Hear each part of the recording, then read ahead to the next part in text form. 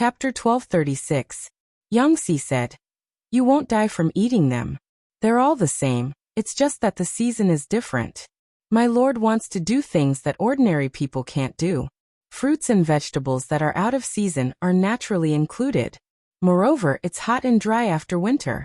Consuming too much dried meat is harmful to one's health. If there's something wrong with fruits and vegetables that can warm the Kong, it's because it's too much manpower and nothing else." Yangxi's words reminded Han Yu of what Jiang Pingji had said when she tried to recruit him. Her lord's ambition was to create a world that others couldn't imagine. What was eating fruits and vegetables that were out of season considered a big deal? Maybe it was just an appetizer. Han Yu said, "I'm not worried about that. I'm just worried that my lord will be accused of being extravagant." The Kong warming was not the first invention in Wanzhou. It was quite popular in Beiyuan. However, those who could afford it were mostly wealthy families. Ordinary people could only dream about it. With the Kong warming, the technology of the greenhouse was naturally not far behind. According to historical records, the technology had been around for hundreds of years. It was specially supplied to the royal family, although the technology of the greenhouse could subvert the season and allow the nobles to eat fresh fruits and vegetables in the unseasonable season. The technology was too costly. There was once an emperor who thought it was too extravagant and ordered it to be banned. Over time, the technology gradually became history. Rather than saying that the people were going against the season, and there must be something wrong when things are abnormal, it was better to say that the greenhouse was too extravagant. Scholars also cared about their reputation. To say that the greenhouse was too extravagant was a direct slap in the face to their immediate superior. Therefore, they took a different approach and changed their argument. "Is my lord still considered extravagant?" Yangxi laughed. "Don't worry, Wenbin. Xiao Yu said that all the expenditures for the greenhouse will be from my lord's private treasury. My lord just wants to have a good New Year's banquet, so that everyone can eat fresh fruits and vegetables in winter. It's not as serious as you think. If someone thought that the fruits and vegetables that were out of season were poisonous, then don't eat them." Anyway, Yangxi was ready to eat to his heart's content. Han Yu could only be speechless. As long as my lord was happy, the New Year's banquet was held as scheduled. Early that morning, Wei Xi dug Jiang Pingji out of her bed. The maidservant helped her change into the 9-chapter royal robe that had been prepared. Jiang Pingji wore a heavy imperial robe with 9 stripes. She ascended the gate of the inner city to offer sacrifices and pray for blessings. The crowd below the city shouted at her. 9 imperial robes, black and crimson robes, coral pendants, jade ornaments, and a sword. If it weren't for the fact that their clothes were different, the commoners would have shouted, "Long live the emperor." Even though he didn't do so, the commotion that was like a tsunami made people's blood boil and goosebumps spread all over their bodies. After the worship to the heavens, the day's celebration officially began. During the day, the market was already bustling with noise and excitement. At night, the streets and alleys were filled with people jostling each other. The lights were brightly lit like fireworks. Some were wearing costumes and walking on stilts, some were dancing cheerfully, some were beating gongs and drums and humming tunes. There were lantern festivals everywhere in the city. Vendors were carrying their goods and walking through the streets. Children were playing and laughing. No matter how virtuous the scholars were, they couldn't help but walk into the crowd when they saw such a lively and prosperous scene. It was very lively outside. The New Year's banquet that Jiang Pingji had carefully prepared was about to begin. The year before, there was a war. Many people spent the New Year's banquet outside. This year, her power was on another level. Jiang Pingji only needed to put on a dragon robe before she could ascend to the throne. The meaning of this New Year's banquet was particularly different. Su Ku, Qiguanrang, and the others brought 1 or 2 family members to the designated seats. Those who had wives brought their wives, and those who didn't brought their sons, daughters, or grandchildren. If they didn't have either, well, they would come with an empty stomach like Yangxi. In this kind of formal occasion, no idiot would bring a concubine who could not even be seen in the backyard to cause trouble. Jiang Pingji sat at the table and looked down. She was instantly amused. She didn't know if she didn't look, but she was shocked when she saw it. Some of the people in her camp were married, some had children, and almost none of them were single. Fengzhen, the prodigal son, was also going to get married after the new year. If he worked hard, the next generation in Wanzhou might be even stronger. Jiang Pingji was not only the lord, but she was also the elder of this group of children. She asked someone to distribute all the red envelopes that had been prepared in advance. It was counted as the children's New Year's money. Each red seal was filled with a nude piece of gold, which the goldsmith had made into various charmingly naive animals, which were very pleasing to the eye. The group of children, led by Feng Yi, uniformly greeted Jiang Pingji for the new year. Happy New Year! Blessings rose and fell, and many of the children stuttered. However, their childish voices were pleasing to the eye. Happy New Year, all is well. Jiang Pingji solemnly returned the greeting. A few of the older children blushed. The younger children turned their heads blankly and looked at their parents. Looking at such a joyous and friendly scene, Han Yu's heart was filled with an indescribable feeling. For this New Year's banquet he brought his wife and his eldest legitimate son. His wife was absent-minded the whole time. Although the smile on her face was flawless, the way she secretly looked at Jiang Pingji was very disrespectful. The eldest legitimate son followed the children to pay their New Year's greetings. He returned to the banquet with a thick red envelope in his hand. His cheeks were red and his eyes were filled with excitement. When he was about to speak to Han Yu, his mother, Madame Han, glared at him. The child was so scared that he shrunk his shoulders and became as quiet as a quail. Han Yu said, "Don't be rude at the New Year's banquet." Madame Han didn't even turn her head. She raised her handkerchief to cover her mouth and said, "I am restraining my son from being rude. What did I do wrong?" Han Yu said, "My lord's intention was to make everyone feel better. Madam, you don't have to restrain your child like this. Just don't be rude." He saw a few children who had received the red envelopes were laughing and chatting with their parents. It looked very warm and happy. This New Year's banquet was like a family gathering. There was no need for etiquette. Madame Han said sarcastically, "Lang Jun, you should be more cautious. If something happens in the future, even the smallest mistake will be a big one." Han Yu's eldest legitimate son looked at his parents' conversation and felt a little uneasy. Although he didn't understand what they were talking about, the atmosphere between them made him feel a little uncomfortable. Han Yu could only ignore Madame Han. According to her temperament, she wouldn't do anything out of line at the New Year's banquet anyway. If there was anything, they could talk about it after the banquet was over. The theater arranged a few lively new plays. The actors who participated in the performances were all the best actors. Everyone watched with great interest. When the atmosphere was almost hyped up, it was time for the entertainment that everyone brought. They played the guqin, danced with the sword, wrote calligraphy, recited poems, and composed poems. It was not terrible to have the same performance, but it would be embarrassing for anyone who did not perform well. Madame Han agreed with the literary talent of those people, but she was quite disdainful of their public performances. She smiled and asked Han Yu, "Doesn't Lord Lanting want to join the fun with the people?" Jiang Pingji had amazing hearing. Of course, she didn't miss the movements of Han Yu and his wife, who were sitting in the front row. Chapter 1237. Naturally? What's that? Except for Han Yu, the rest of the people were puzzled. They couldn't figure out why their lord would suddenly say something like that. Those guys were obsessed with the performance. They were all smiling on the surface, but in their hearts, they had already insulted each other. Of course, they didn't notice the conversation between Han Yu and his wife. Han Yu was so shocked that he was sweating profusely. His heart skipped a beat and his face turned pale. Mrs. Han was also shocked. She was embarrassed and she didn't dare to look up and meet Jiang Pingji's eyes.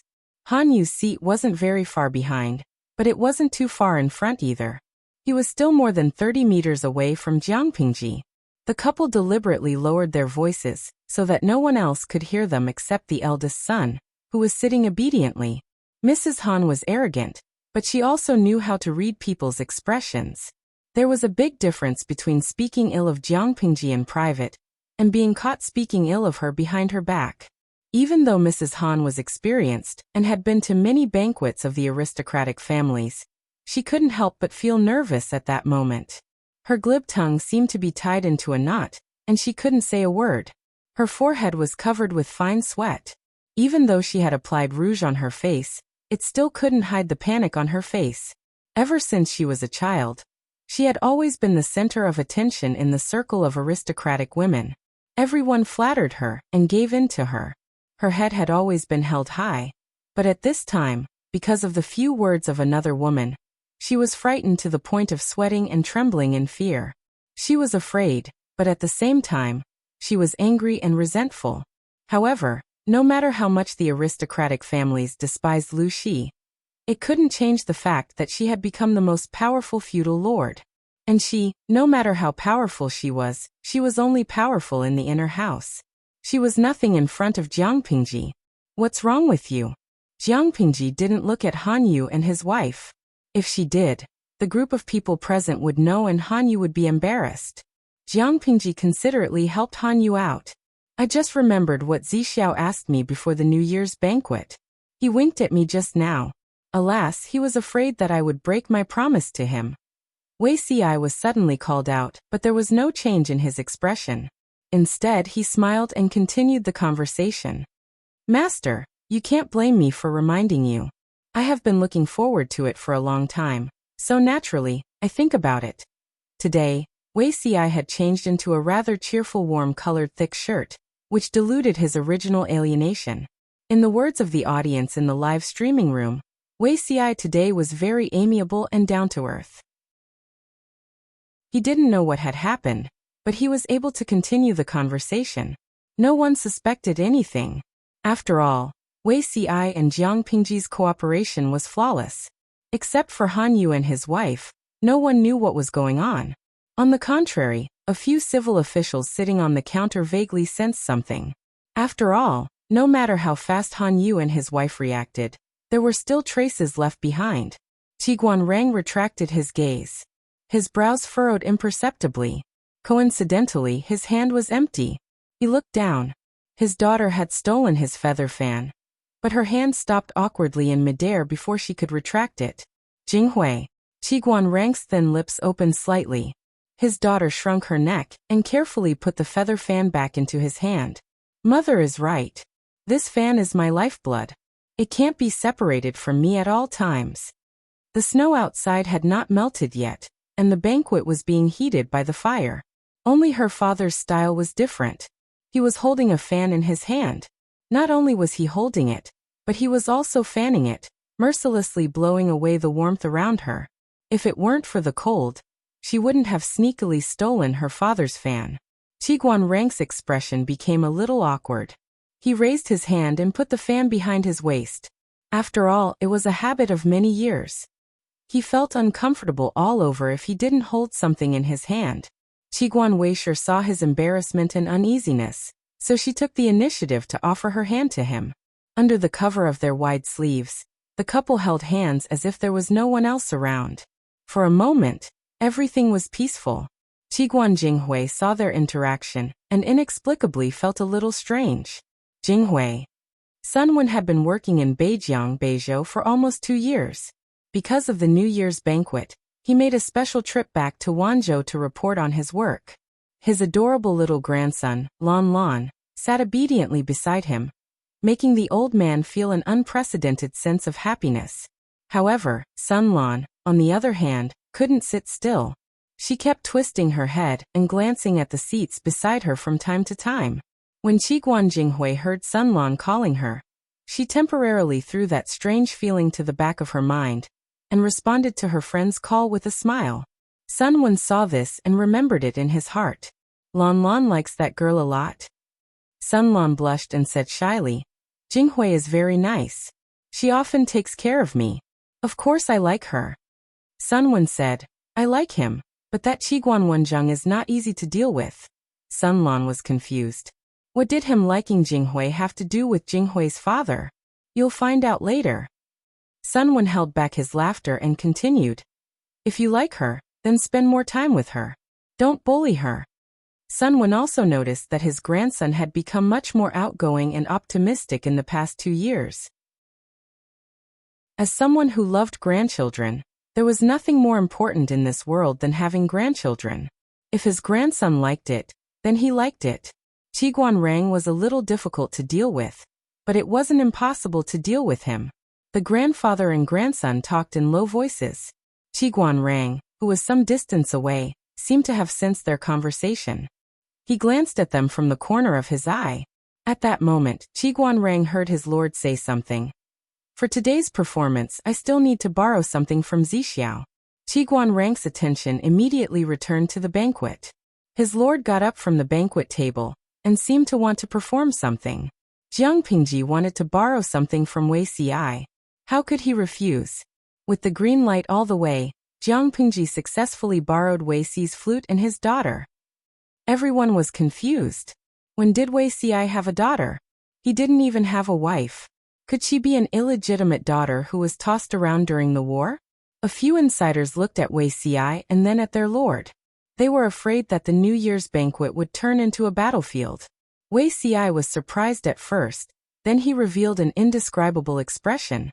His ears turned red at a speed that was visible to the naked eye. Wei Ci had once teased that the iron-eating beast was Jiang Pingji's daughter. Now that Jiang Pingji teased him back in public, didn't that mean that the iron-eating beast was their daughter? Others didn't know the details and were purely watching the show. As an insider, Wei Ci felt as if he was sitting on pins and needles. He was teased in public, and he was so embarrassed that he didn't want to show his face.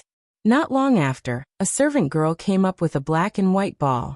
The ball's black and shiny eyes were pure and clean. As soon as it landed, it wiggled its buttocks and quickly crawled toward a familiar person. Jiang Pingji smiled as she took the jade flute. Fengzhen and the others saw the situation and were suddenly enlightened. They suddenly remembered the battle with the Gaoyue clan in Song Prefecture. Their lord's flute music could be said to be heavenly. Although she could tame beasts, their lord's musical talent was really unflattering. If she played music in public. Chapter 1238. Jiang Pingji giggled and said, I'm having fun with the people today. If I don't play well, please don't mind. Everyone. Was there still a need to say it? Didn't he know how good his lord's flute skills were? Jiang Pingji placed the jade flute to her lips and played a cheerful tune. She might not be good at anything else, but her ability to imitate and memorize was top-notch. Ever since the battle with the Gaoyue clan ended, Wei Ci had taught her how to play the flute in private. After all, she couldn't just play it randomly every time, right? Jiang Pingji was a busy person. She did not have much time to learn. So far, she only knew one song. Even if he only knew one song, he would barely be able to deal with it. Everyone and the 850,000 salted fish in the livestream were already mentally prepared for the demonic music to pour into their ears, but to their surprise, the flute music wasn't unpleasant at all. While the others were dumbfounded, Wei Ci smiled faintly. Although her skills were mediocre, his lord knew how to tame beasts, which added a lot of color to the song. As the sound of the flute rang out, the iron-eating beast that had burrowed into Wei Ci's arms seemed to have been summoned by something.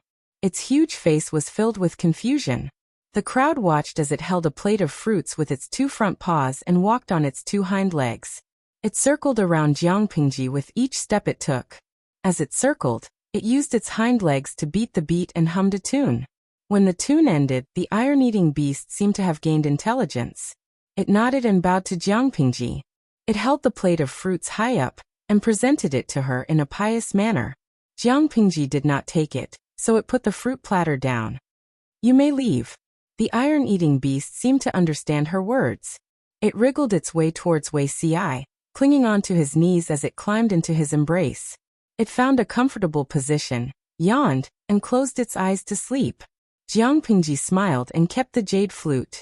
She bent over to pick up the fruit platter and put it back on Wei Ci's table. Everyone was in a daze for a long time. They looked at Jiang Pingji and then at the sleeping cub. Could it be that this iron-eating beast had become a spirit? So human-like? Jiang Pingji smiled and said, It's just a small trick to train beasts. It's fine to use it for entertainment and to make you laugh.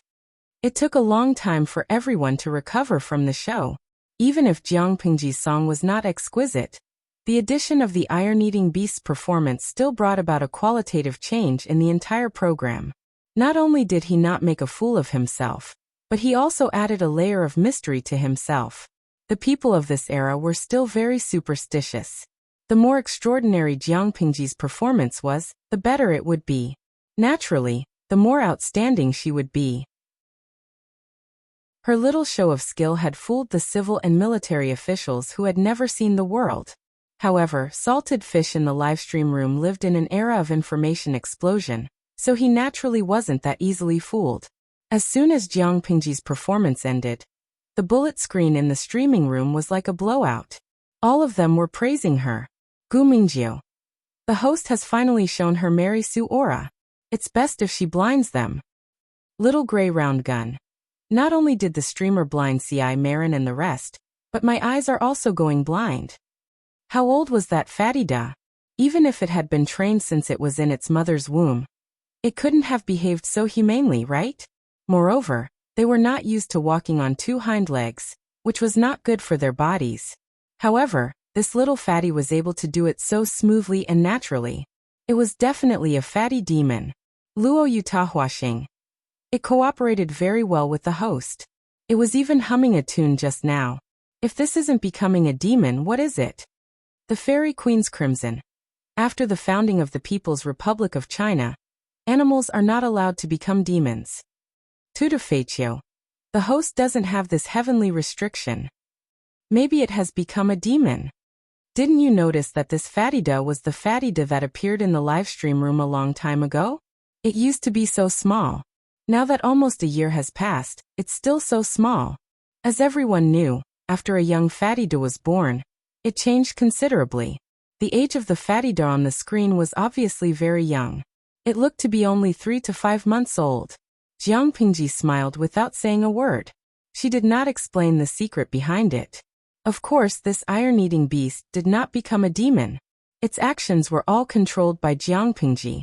She turned her mental strength into an invisible force and manipulated the iron-eating beast to do what she wanted. The truth was that simple. Jiang Pingji did not explain. Everyone could only attribute the effect of the performance to the magical familiar, and becoming a demon from being fat. It was rare for her to perform, so the civil and military officials naturally gave her face and supported her performance. The atmosphere of the New Year's banquet returned to normal. Seeing that, Mrs. Han's expression became extremely stiff, as if it was covered with a layer of plaster. She did not feel good at all. She reflected on herself. She felt that it was probably her fault for being too obvious. That was why Han Yu had a handle on her. If she had been more cautious just now, she would not have been so embarrassed. Even though Jiang Pingji had considerately helped Han Yu out, it was still a slap in the face in Mrs. Han's eyes. It seemed that she did not expose her, but in fact, she had torn off her dignity and trampled on it. Mrs. Han felt so suffocated that she could not breathe. Her face was getting worse and worse. Han Yu said, "Are you satisfied now? This is the New Year's banquet. Restrain yourself. Don't lose your manners and make a fool of yourself."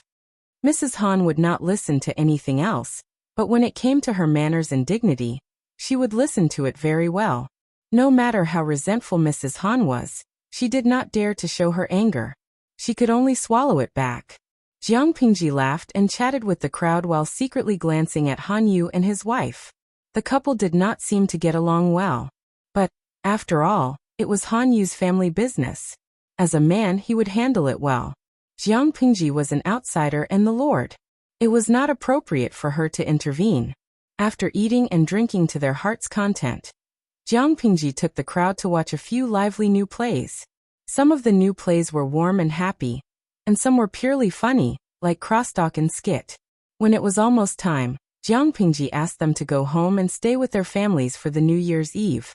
It was the first time that the eldest son of Han Yu's wife had a New Year's Eve like this. He was still thinking about the content of the new plays, and the peers he had just met.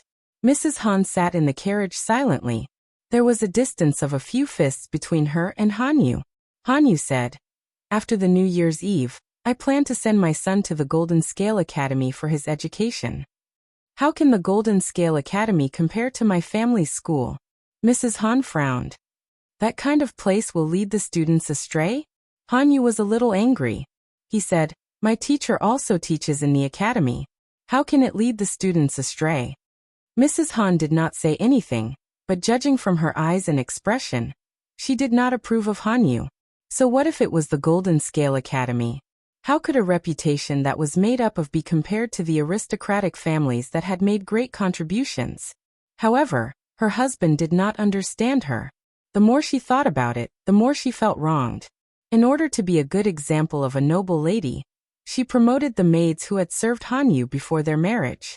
She even gave them face and treated their children kindly.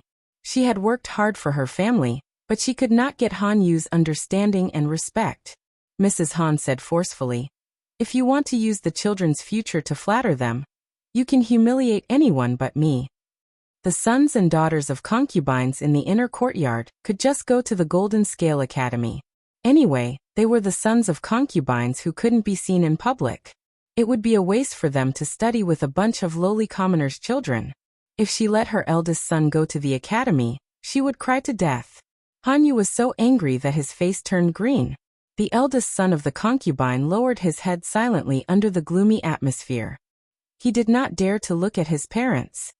You are not allowed to be willful and mischievous. Mrs. Han sneered. Are you really as cruel as iron? Are you going to humiliate my son? Han Yu said. I am not humiliating him. I love him dearly. Why would I harm him? Mrs. Han was disheartened. She was so angry that she and Han Yu lived separately. She left the father and son to stay up for the New Year's Eve, and went to bed early. Han Yu let out a long sigh, but he could not do anything to his wife. When you go to the Golden Scale Academy, treat your classmates with courtesy. Do not be arrogant. Han Yu gently reminded his eldest son during the New Year's Eve. The eldest son was gentle and obedient. Chapter 1239. After the beginning of the new year, happy events came one after another. The most exciting event was Feng Zhen and Wan Xiao'er's wedding. This pair was really beyond everyone's expectations. After all, who didn't know what kind of person Feng Longzi was? Everyone heard that Feng Zhen was getting married, but many people thought it was just gossip. After all, Feng Zhen's image as a prodigal son was deeply ingrained in people's hearts. Everyone would rather believe that a sow climbed a tree than believe that Feng Zhen would change his mind. Especially the middle-level newcomers recruited by the Golden Scale Pavilion. They had a deep understanding of this. When Jiang Pingji dealt with Su Bei last year, Feng Zhen stayed behind to guard the rear. The new recruits would have to interact with Feng Zhen and the others. Putting aside his ability to get things done, Feng Zhen's image as a prodigal son was deeply ingrained in everyone's hearts. Many of the new recruits hadn't even familiarized themselves with the affairs of the city, but they had already heard rumors about Feng Zhen making a scene at some wine shop. How rare was this? Was there anyone in this world who could take in this prodigal son? The old official did not move, but the new official could not suppress his curiosity. He raised his head in anticipation, waiting to see what kind of fairy the bride was. In the words of the viewers in the livestream room, who would dare to go up Liangshan if they didn't have a few tricks up their sleeve? Feng Zhen said proudly, this is called a prodigal who repents is more precious than gold. Yang Si sneered, mercilessly mocking Feng Zhen. You're a real wastrel. I don't know if you'll really turn back. Feng Zhen choked on his words. How could he speak like a human? Was there a need to question his character? A spit and a nail, a promise as heavy as Mount Tai. If he said he would turn back without any hesitation. Feng Zhen resisted the urge to roll his eyes and strangle Yang Si. He gritted his teeth and said, we're about to get married. Can't you say something nice? Although he was a romantic, he was not a man without family responsibilities. It was fine to fool around before marriage, but after marriage, it was time to turn over a new leaf. He and Feng Yi's mother had been in love for a while after they got married. If it wasn't for the early death of his first wife, Feng Zhen wouldn't have completely let himself go after her death.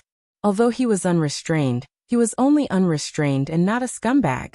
The relationship between a man and a woman was about compatibility. A melon that was forcefully twisted would not be sweet. Mutual consent was the way of the king.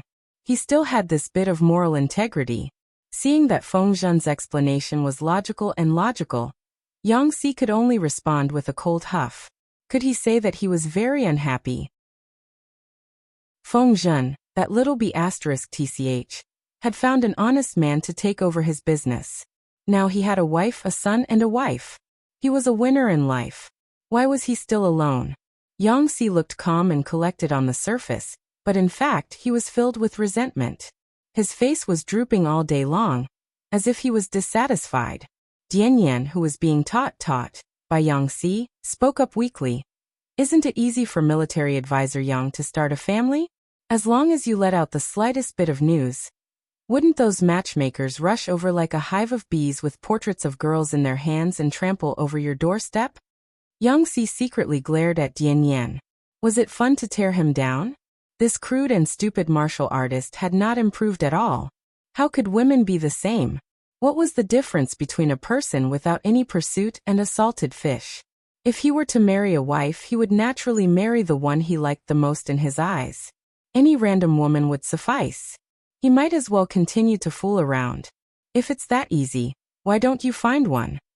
He couldn't diss that little b*tch Feng Zhen, but wouldn't it be easy to deal with Dian Yan? Who would have thought that Dian Yan, this dark-skinned and honest man, would also commit adultery? I'm already married and have a wife. Of course, I don't need to look for one. He looked at Yang Si and stammered, have you forgotten, military advisor? My wife was a matchmaker for me.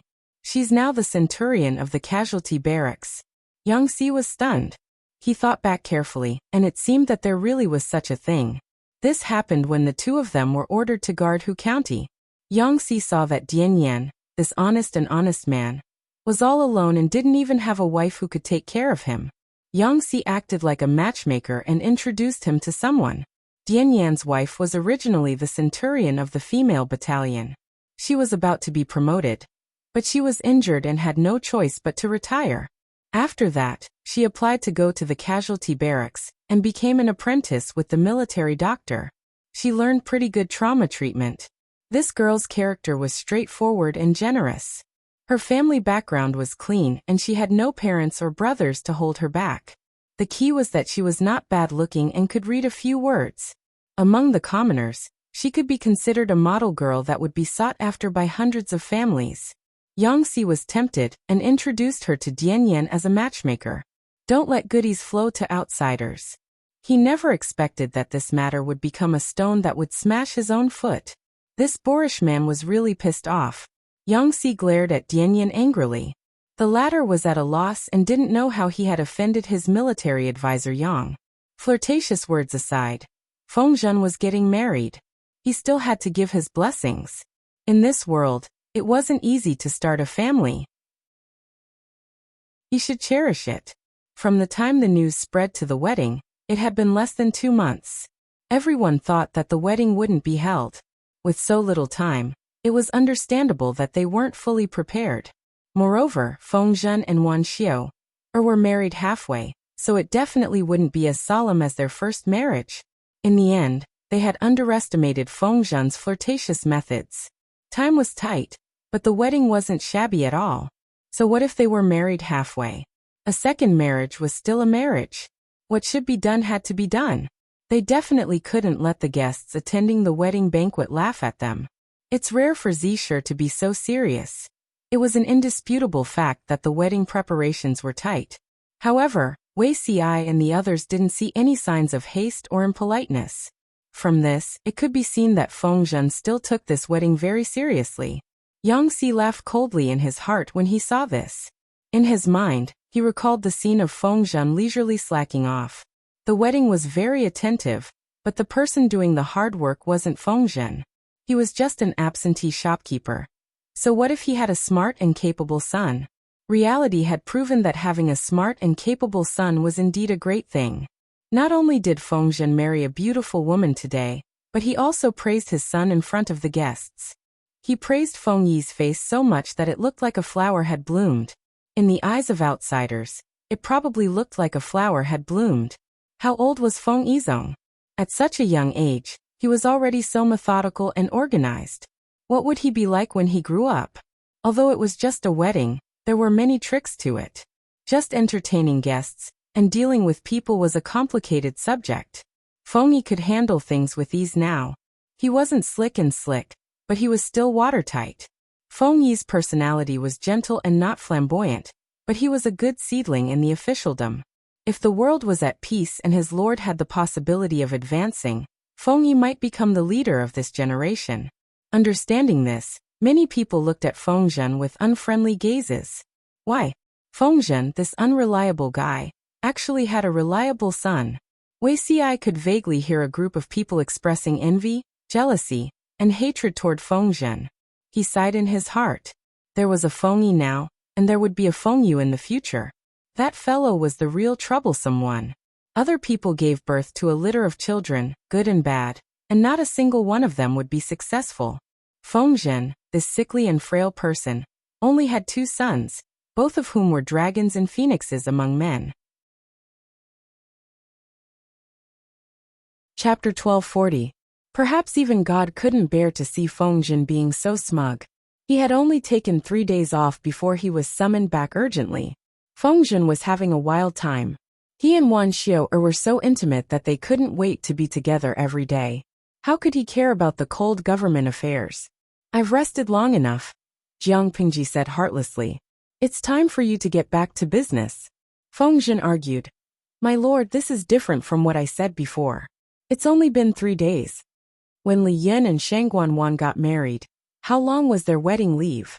This matter had to be treated equally. How could she favor one and discriminate against the other? Jiang Pingji said matter-of-factly. Didn't I give you a long leave to handle your wedding? Feng Zhen was speechless. Was the time spent preparing for the wedding counted as a part of the wedding leave? As if she could read Feng Zhen's mind, Jiang Pingji almost rolled her eyes. How could there be such a good thing in the world? Feng Zhen's wedding leave was the busiest period before the new year. Jiang Pingji allowed him to take leave and assign the heavy government affairs to others. She was already being extremely kind. If she let Feng Zhen take another half a month or a month's leave, the others would be resentful. After the new year, it was spring plowing and training. Everyone was busy. There was no reason for Feng Zhen to stay at home and be lovey-dovey with his lovely wife. Feng Zhen's request was rejected by Jiang Pingji. He could only resign himself to his fate and go to work. He was as dispirited as a salted fish. He didn't know if someone was trying to mess with him. Feng Zhen realized that the tasks he took on after he returned to work were troublesome and above average. He had been busy for 2 days. The dark circles under his eyes that he had painstakingly disappeared reappeared. He looked even more like he had kidney deficiency. This bunch of animals. Feng Zhen was smiling on the surface, but he was cursing in his heart. Did he not burn enough incense in his previous life to meet such a bunch of unscrupulous colleagues? The spring plowing was carried out in full swing. After Jiang Pingji presided over the ceremony, she stayed in the military camp to train the soldiers. Is the Duke of Lanting going to attack again this year? Tea houses and restaurants had always been the birthplace of gossip and a place for communication. The scholars within the borders of Dongqing, who were attracted by the Golden Scale Pavilion, loved to stop and stay in these places. They talked about current affairs in the world. If there was anything shocking, the Duke of Lanting might find out and punish them. Although the possibility of this was very small, one should have a dream as well. The Golden Scale Pavilion's assessment was very strict, and there would always be people who liked to take a different path. Since ancient times, many famous people had relied on this to be conscripted by monarchs.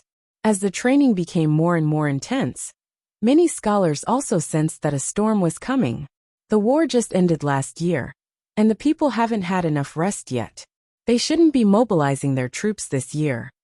Everyone had their own opinions, and the more contradictory the topic, the more interesting it was.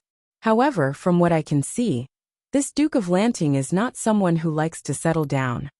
A young scholar sneered and said, throughout the Duke of Lanting's road to success, when has he not climbed up by stepping on the bones of his enemies? It wouldn't be an exaggeration to say that this person is a warmonger. Go all out? This conclusion is too arbitrary. The Duke of Lanting was forced by the situation and had no choice but to do so.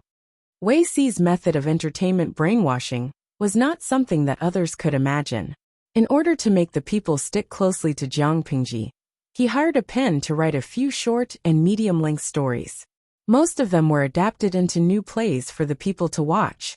Although the characters in the plays used aliases, people with discerning eyes could tell who they were based on at a glance. In response to Jiang Pingji's reasons for mobilizing her troops, Wei Xi also explained the new plays to the people. The ordinary people could only see the ups and downs of the plot and the awe-inspiring righteousness of the country, while the scholars could see the situation of the storm. Regardless of whether they believed it or not, the people expressed understanding and support for Jiang Pingji's several expeditions. Moreover, their Duke of Lanting fought wars, but every time she fought a war, she did not make the people unable to make a living. The military provisions and supplies were all stored in advance. If it did not work, she would open a private warehouse. She never exploited the people wantonly because of the war, nor did she impose any exorbitant taxes. Jiang Pingji tried her best to protect the people's safety and property interests. How could the people not love and respect her? Ignorant. In recent years, wars have been going on every year. Before he finished speaking, someone stood up to refute him. This is a little far-fetched. Although I don't like the Duke of Lanting, I can't stand your slander and slander. The man waved the folding fan in his hand. The wind moved the headscarf on his head, making him look rather dashing. He continued to speak with fervor and assurance, and the people nodded their heads vigorously. Since the earthquake in Shangjing, the world has been in chaos. The Tsingy army, the Red Lotus group, and other evil sects have risen one after another, harming countless people. The Duke of Lanting received orders in the face of danger to expel the two traitors, integrate Wanzhou, form an alliance at the Huangshui River, enter Chongzhou in the north, control Hu County in the south, and integrate the forces of the north of Dongqing to resist the external troubles of the north borderline. After that, the entire north was calm and peaceful. After a few years of rest and reorganization, the Duke of Lanting felt that the time was ripe. Only then did he send troops to the north borderline and recover it in one fell swoop. How can this be called being a warmonger? Being a warmonger meant mobilizing troops to fight a war without a sense of propriety and overdrawing one's foundation. Their Duke of Lanting obviously did not do that. She chose to mobilize troops to the north borderline at a time when their vitality was at its weakest. It was obviously planned, organized, and premeditated. Turning the north borderline into the North Province would also greatly damage their vitality and cause them to face the predicament of being surrounded by enemies on all sides. If they showed the slightest bit of cowardice at that time, they would certainly be hunted down and eaten by the heroes. How could they be compared to the magnificent scene of everyone sitting upright in the tea house and talking with fervor and assurance now? Su Bei was executed and Zhe and Shanghai counties were conquered. Most of Dongqing is already in the bag. If we don't take advantage of this victory to pursue and attack, it will be difficult to eliminate Huang Song when he has a firm foothold. In summary, Jiang Pingji had her reasons for mobilizing her troops. She mobilized her troops to allow the people in the rear to enjoy peace. Even if they didn't support her, they shouldn't make a fuss. What was the difference between this and picking up a bowl to eat, and then putting down the chopsticks to curse? Her impassioned speech made many people's faces turn red with shame or ashen. Those who were more thin-skinned directly flicked their sleeves and left. Even the people could see Jiang Pingji's intention to mobilize her troops, let alone her enemies. Huang Song's side seemed calm, but in fact, undercurrents were surging in the dark. He was actively training his troops for war and stockpiling food on a large scale. It seemed like he was on the verge of breaking out. Everyone was preparing for war. Of course, in ancient times, wars could not be fought at will. They had to choose the right time. It was inadvisable to start a war before and after the spring plowing. In this era, the efficiency and harvest of crops were very low. The staple crops were basically harvested once a year. In other words, if they missed this year's spring plowing, then the entire year's harvest would be gone. In war, not only did it depend on manpower, but it also depended on food and logistics. Once there was no food, how could they fight a war? The war could only start after the spring plowing. This was a convention. Chapter 1241. The territory under Jiang Pingji's rule was filled with a foreboding atmosphere. She trained her troops day by day. Everyone thought she was going to fight Huangsong. Everyone was guessing when she would do it. Unexpectedly, Jiang Pingji was much more composed than they thought. The storm in the outside world did not affect the atmosphere in the academy. The sound of students reading in the classroom was still light and pleasant. Under Jiang Pingji's suggestion, the Golden Scale Academy made a rule to recruit new students every spring. The adults outside were busy with the spring plowing. A group of little radishes also passed the selection and became the newest batch of students in the Golden Scale Academy. Apart from the freshmen of the lowest grade, other classes also welcomed some transfer students. Despite Mrs. Han's strong resistance, Han Yu still sent 3 children of the right age to the Golden Scale Academy. He had 3 sons and 1 daughter. The eldest son of the legal wife and the second son of the concubine had been educated for several years. The eldest daughter of the legal wife was 1 year younger than the second son of the concubine. The youngest son of the legal wife was only 2 years old and was still learning how to speak. Han Yu sent all 3 children to the Golden Scale Academy in one go. Mrs. Han was so angry that she almost fainted. The masters of the Golden Scale Academy took half a day to test the knowledge of the 3 children. Han Yu was very attentive to the eldest son of the legal wife. He was also the one who taught him. Later he was sent to Mrs. Han's family to study. Although the second son of the legal wife was not as valued as the eldest son of the legal wife, he was also taught by a famous old scholar.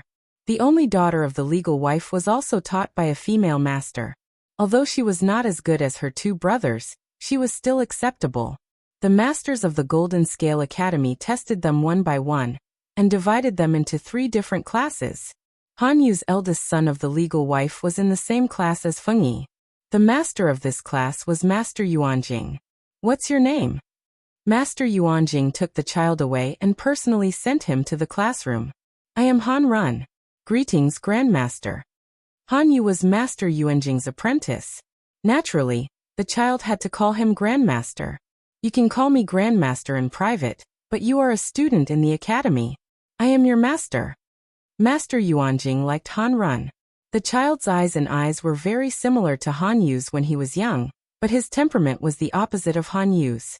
"Your father is busy with government affairs and has no time for your studies. If there is anything you don't understand, you must ask the masters. They will help you." Han Run's little face was a little hesitant. "If I call you master, wouldn't it be wrong? If that was the case, wouldn't he be the same generation as his father?"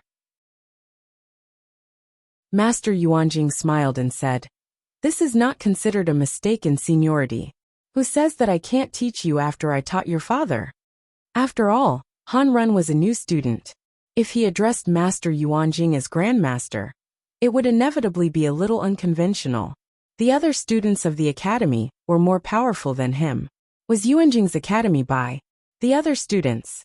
With and by Master Han Yun. By you. Master Yuanjing arranged for Han Run to be next to Feng Yi. He hoped that Feng Yi could help Han Run blend into the unfamiliar environment. Jiang. By. Jiang In. By. Was. The teaching model and environment of the Golden Scale Academy were very different from the clan school. Han Run was not used to it at first. Han Run felt like he had opened the door to a new world. In the morning, there were cultural classes, and in the afternoon, there were equestrian and martial arts classes. Before he knew it, the sun had set. Han Run noticed Feng Yi and put his textbook into his bag. "Are you ready?" Feng Yi asked. Han Run was surprised. It was the first time Feng Yi talked to him. Because of his mother's character, Han Run was shy and introverted, but he was different from Sun Lan, who was innocent and harmless. He always acted cautiously. He didn't dare to talk to Feng Yi. He didn't expect her to greet him. Han Run said, "Yes, I'm ready." Feng Yi asked, "I heard that some of your siblings are also studying in the academy?" Han Run pursed his lips and answered, "Yes." Feng Yi said, "Great.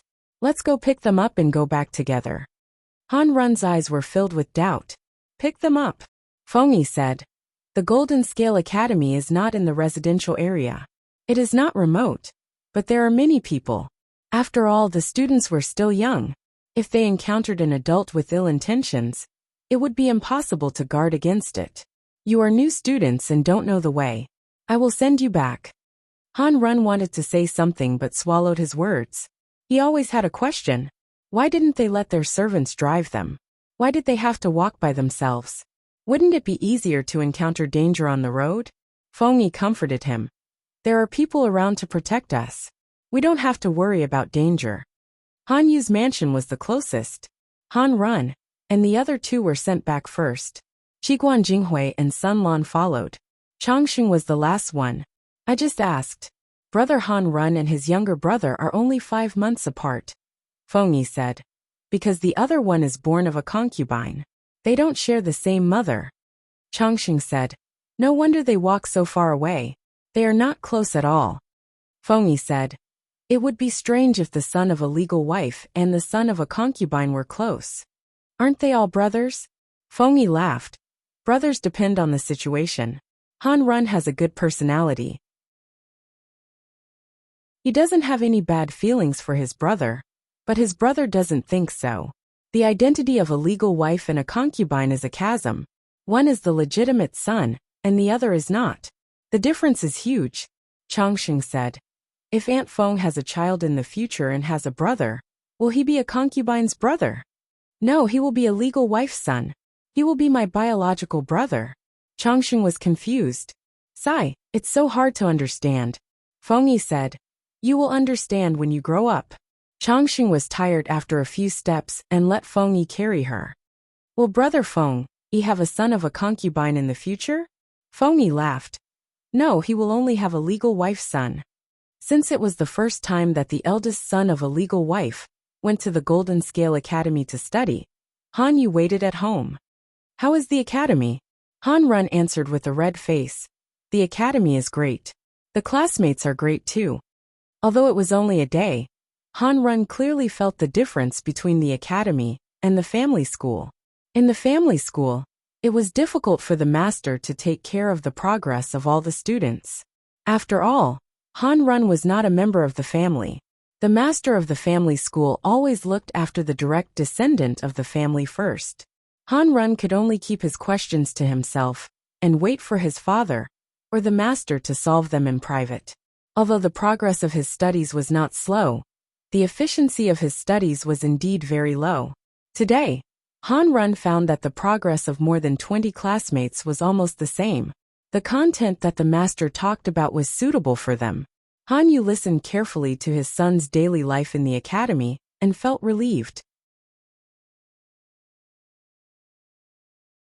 Chapter 1242. Although Han Yu had just surrendered, Jiang Pingji trusted him very much. She even entrusted the task of preparing military provisions to Han Yu and Su Ke. Su Ke had been serving Jiang Pingji for a long time, so he was naturally capable. It was the first task Han Yu received after he joined Jiang Pingji's camp, so he had to do it properly. He was too busy with government affairs and had no spare energy to take care of family affairs. In the end, he had to ask his wife for help. After thinking for a while, Han Yu tried to persuade his wife with affection and reason, trying to ease the relationship between husband and wife. Mrs. Han was still unhappy, but since Han Yu had come to her in person, she could only swallow her anger and plan for the future. The relationship between husband and wife seemed to be improving, but it was actually freezing. Mrs. Han belittled the Golden Scale Academy in front of her son whenever she had time, which made Han Run very helpless. Mother, there are many great scholars in the Golden Scale Academy. They can solve the students' doubts at any time. I think studying in the academy is much better than studying in the family school. Mrs. Han's face was livid.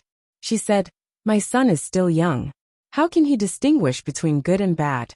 The family school is accumulated through generations of meritorious deeds. It's the essence of the predecessors. The foundation of the family school is incomparable to that of an ordinary family. Isn't it a waste of my son's time to study here? As a son, Han Run could not refute his mother. He could only endure and listen patiently. After all, Han Run was the son of Mrs. Han. How could she not know her son? Seeing her son's unchanging attitude, Madame Han felt even more stifled in her chest. Had her husband and son been poisoned by someone? Why were they so partial to an ordinary family? Although Han Run was not brainwashed by his mother, he was tired of being harassed day after day. Feng Yi saw through his emotions. After she asked, Han Run told her the truth about his troubles. Mother, it seems that you still insist that I go to the family school. Han Run knew his mother's character. She was too stubborn. She rarely changed her mind. I don't want to.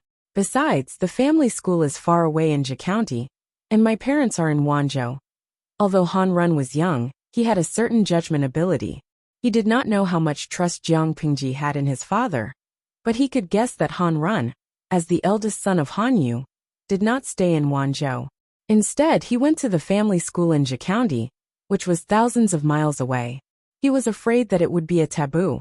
Han Run did not want his father to be put in a difficult position. Feng Yi frowned. Madame Han's stubbornness was beyond his imagination. In the short term, it wouldn't affect Han Run, but in the long run, it would inevitably distract him from his studies. Feng Yi said, "There's no rush in this matter. You should stabilize your mother first." He informed his father Feng Zhen about this matter. Coincidentally, Feng Zhen was also busy and directly threw him to Wei Ci. Wei Ci. Feng Yi was very embarrassed.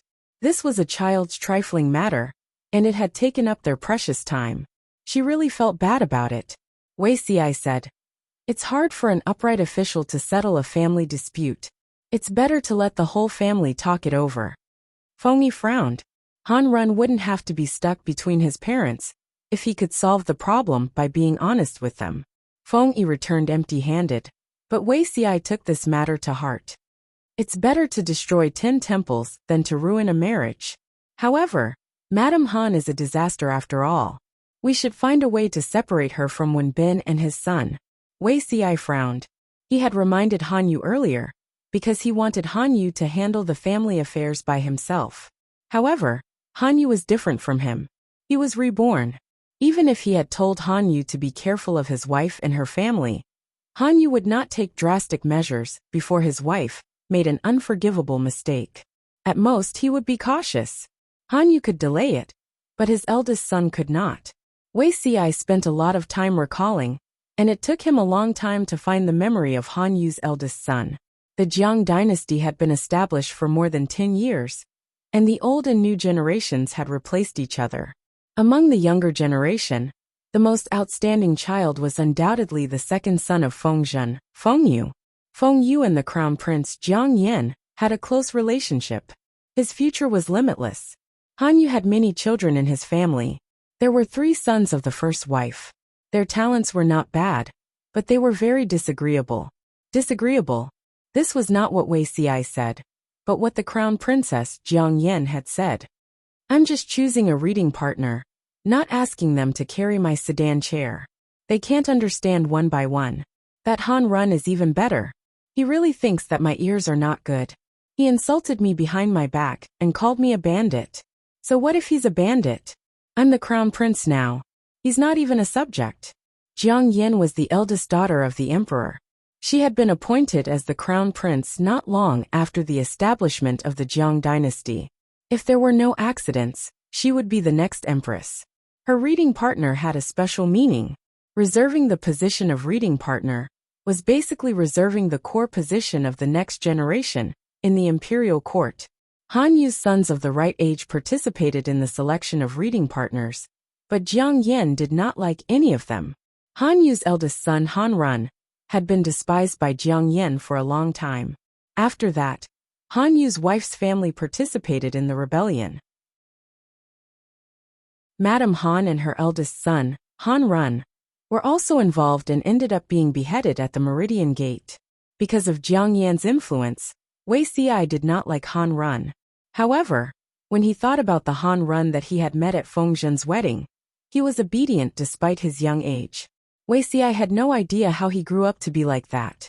Now that he thought about it, it was most likely because of his mother's influence over the years, which ruined a good seedling. Han Yu neglected to teach his child, which led to Han Run's bad behavior in the future. What's so difficult about it? Just let him die. Jiang Pingji held a pen in her mouth. She raised one hand to put aside the processed bamboo slips, and took a new one with the other. Wuxia said, "This won't do. It will be bad if Wenbin finds out." "I was joking just now." Jiang Pingji took down the pen and wrote down the instructions. She said to Wuxia, "It's normal to be arrogant when one is born into an aristocratic family. Madame Han is relying on the power of her family. No matter how powerful they are, they still rely on me to survive and live. Go and check on her wife's family.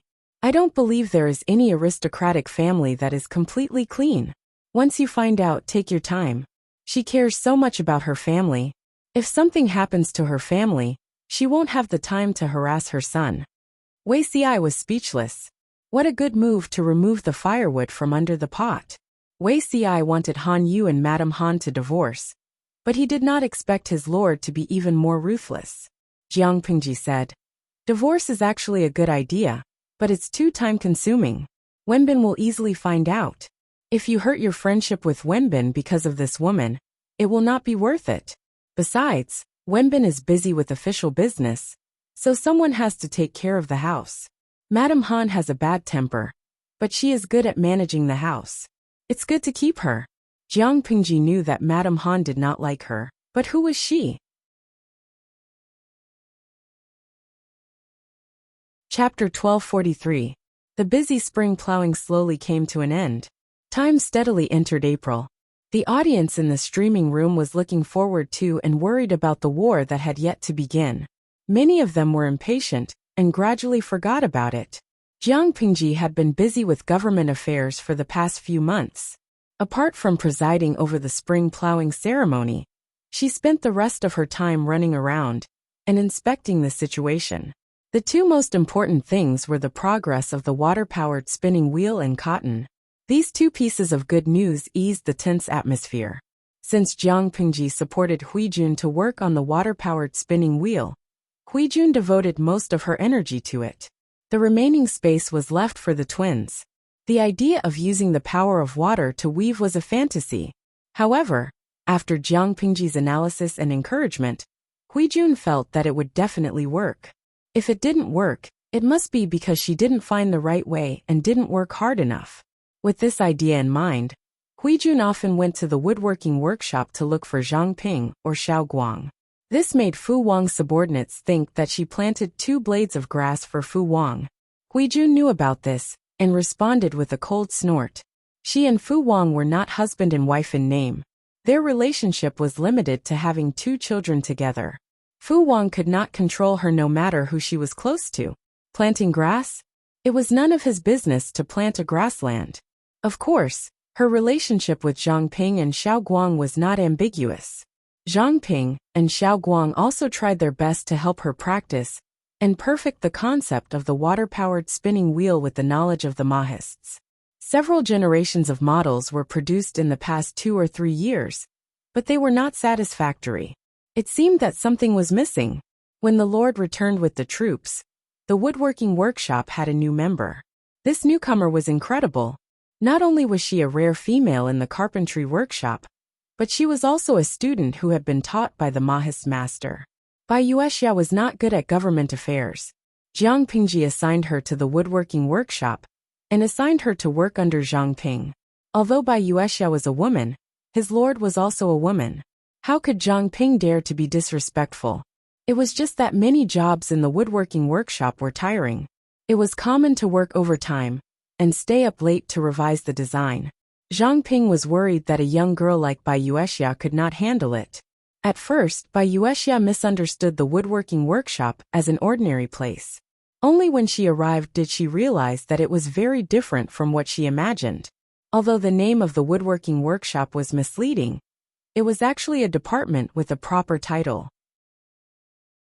As one of the workshop owners of the carpentry workshop, Zhang Ping's salary was only 20 to 30% lower than that of the registrar of the prefecture government. Knowing this, Bai Yuexia finally felt relieved. Her ambition was not to become an ordinary carpenter. The office space that Jiang Pingji allocated to the carpentry workshop was very large. The periphery was filled with ordinary items, and the items and documents were more valuable as they went deeper into the workshop. Bai Yuexia was assigned to be Zhang Ping's assistant. She had a higher starting point, so naturally, she had access to more confidential places. After working with them for a while, she fell in love with this job. Not only was the place of work interesting, but the colleagues were also very interesting. What made her feel most comfortable was the way Zhang Ping and Xiao Guang looked at her. The latter's eyes revealed a bit of strangeness when he first saw her, but the former completely treated her like an ordinary girl, as if he didn't notice the ugly birthmark that took up most of her face. Just this alone was enough to win her favor. When Bai Ning heard his daughter mention the name of another unfamiliar man, he immediately began to plan. If Zhang Ping didn't have a family, he would be a good son-in-law. Little did he know that it was not that Zhang Ping didn't notice Bai Yuexia's birthmark. He was so calm because he had a problem with his aesthetic standards. Why did Wei Xi want to sell Zhang Ping to Bai Yuexia? So that Bai Yuexia would not covet Jiang Pingji. Because he knew that Zhang Ping didn't judge a person's beauty by their face, but by their hands. Zhang Ping didn't hear it wrong. Zhang Ping's standard for beauty was the hands, not the face. Why was Zhang Ping so obsessed with his wife, Crane, and still single after so many years? Not only because he liked to be single, but there was another important reason. The only two pairs of hands that he liked were his own and Wei Xi's.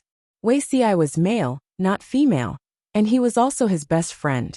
Zhang Ping couldn't possibly attack him with a disease, right? Wei Xi noticed Bai Yuexia's hands. According to the aesthetic standards of a mechanical otaku, the hands could score 95 out of 100. Zhang Ping was blind and had facial blindness. Bai Yuexia looked like a fairy, so he couldn't appreciate it. After a few days, Zhang Ping noticed the new assistant. As an otaku who was close to the level of a great magister, he felt moved for the first time. Looking at those hands, he felt a feather gently tickling his heart. The unfamiliar feeling made him confused and helpless. However, Zhang Ping's personality was not much more outgoing than Wei Xi's. He was obsessed with carpentry and didn't know how to express his feelings. In the eyes of outsiders and Bai Yuexia, Zhang Ping was just a qualified and friendly superior. One day, Zhang Ping was modifying the latest version of the hydraulic spinning wheel. This version of the spinning wheel was very close to the ideal state, but something went wrong and there were always problems when it ran. Zhang Ping and Huijun racked their brains over this problem, until Bai Yuexia's words woke them up. After the modification, the hydraulic spinning wheel could smoothly use the power of water.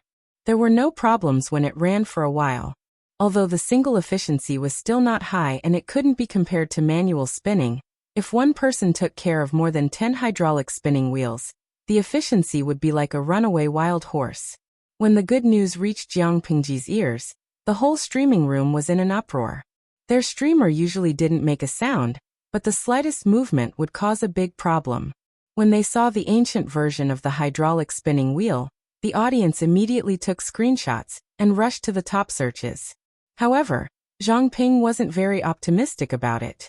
Firstly, the efficiency didn't reach the expected figure.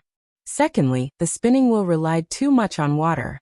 Once the water flow reached the dry period, the spinning wheel was basically useless. It was too unstable. It was better to use the original manpower. In addition, if spinning was completely replaced by hydraulic spinning, it would have a big impact on ordinary farmers. It was fine to make it for fun, but it was almost impossible to promote it on a large scale. Jiang Pingji had already made a decision, but she wanted her subordinates to use their own brains. Then tell me your opinion? Although Zhang Ping was a technical otaku, it didn't mean that he didn't pass the cultural class. He just wasn't as proficient as Wei Xi and the others. I think there are 4 problems with this. First, although the people's lives have improved, the clothes they wear aren't expensive and the demand isn't high. The output of ordinary households is roughly equal to the demand. Second, if the hydraulic spinning wheel takes away the livelihood of ordinary farmers, the value of the cloth will decrease. I'm afraid many people will lose their livelihood. Third, the spinning wheel needs water to run. If there's a drought and no rain, the wheel will be useless and can only be left to rot. Fourth, the spinning wheel can make a lot of things, but there aren't many materials for weaving. The first 3 points were very important, but the most important point was the fourth point. There weren't many raw materials for weaving. No matter how capable the hydraulic spinning wheel was, how much could it do? If the returns couldn't match the investment, wouldn't it be a loss-making business?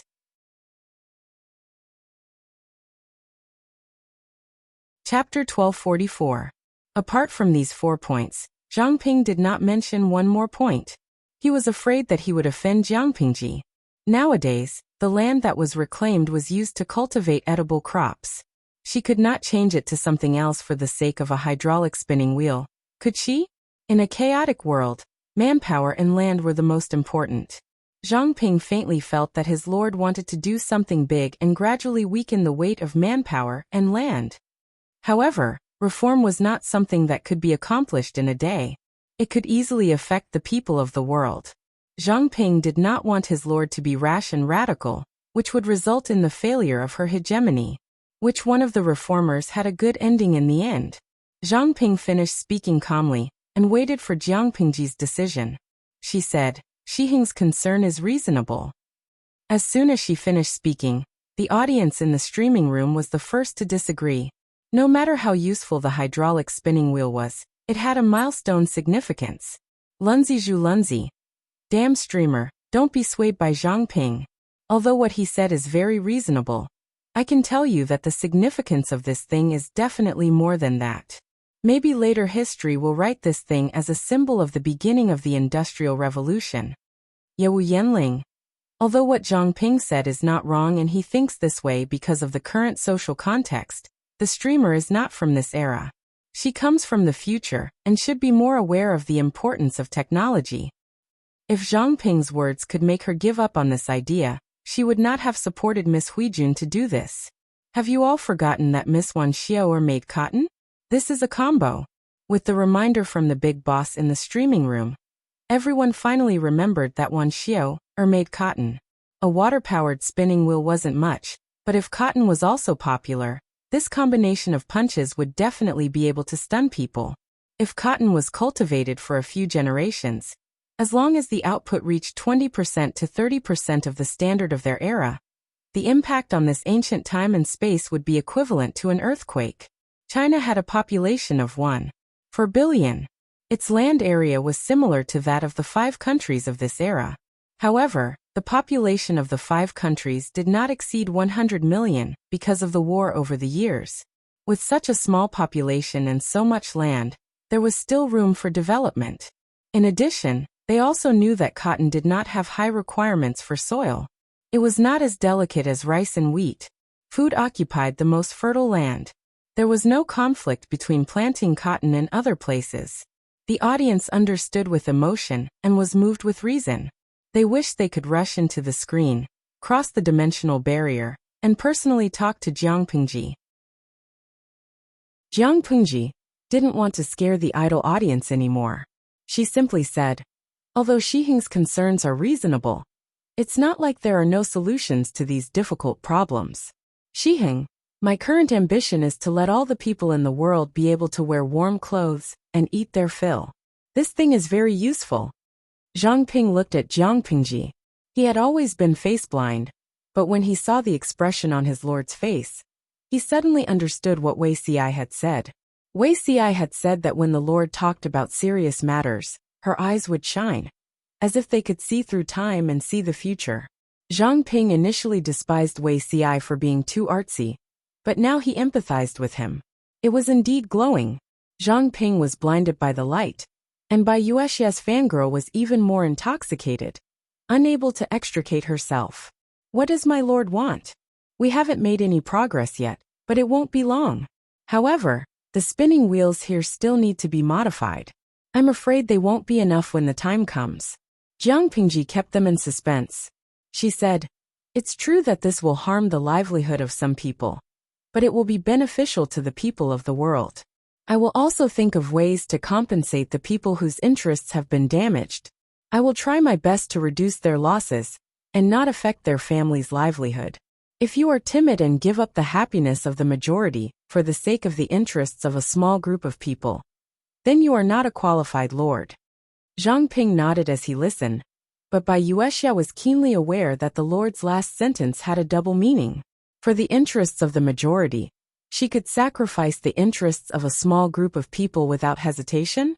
What if this small group of people were not ordinary people, but the aristocrats? Thinking back to her attitude towards the aristocrats, the commoners, and the ordinary people, this lord was indeed different.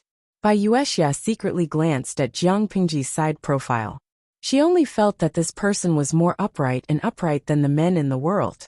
She had her own proud and unyielding character. Bai Yuexia and Huijun were infatuated with her. Until Bai Yuexia asked, "My lord, you said that the spinning wheels still need to be modified?" Jiang Pingji said, "Of course it has to be modified."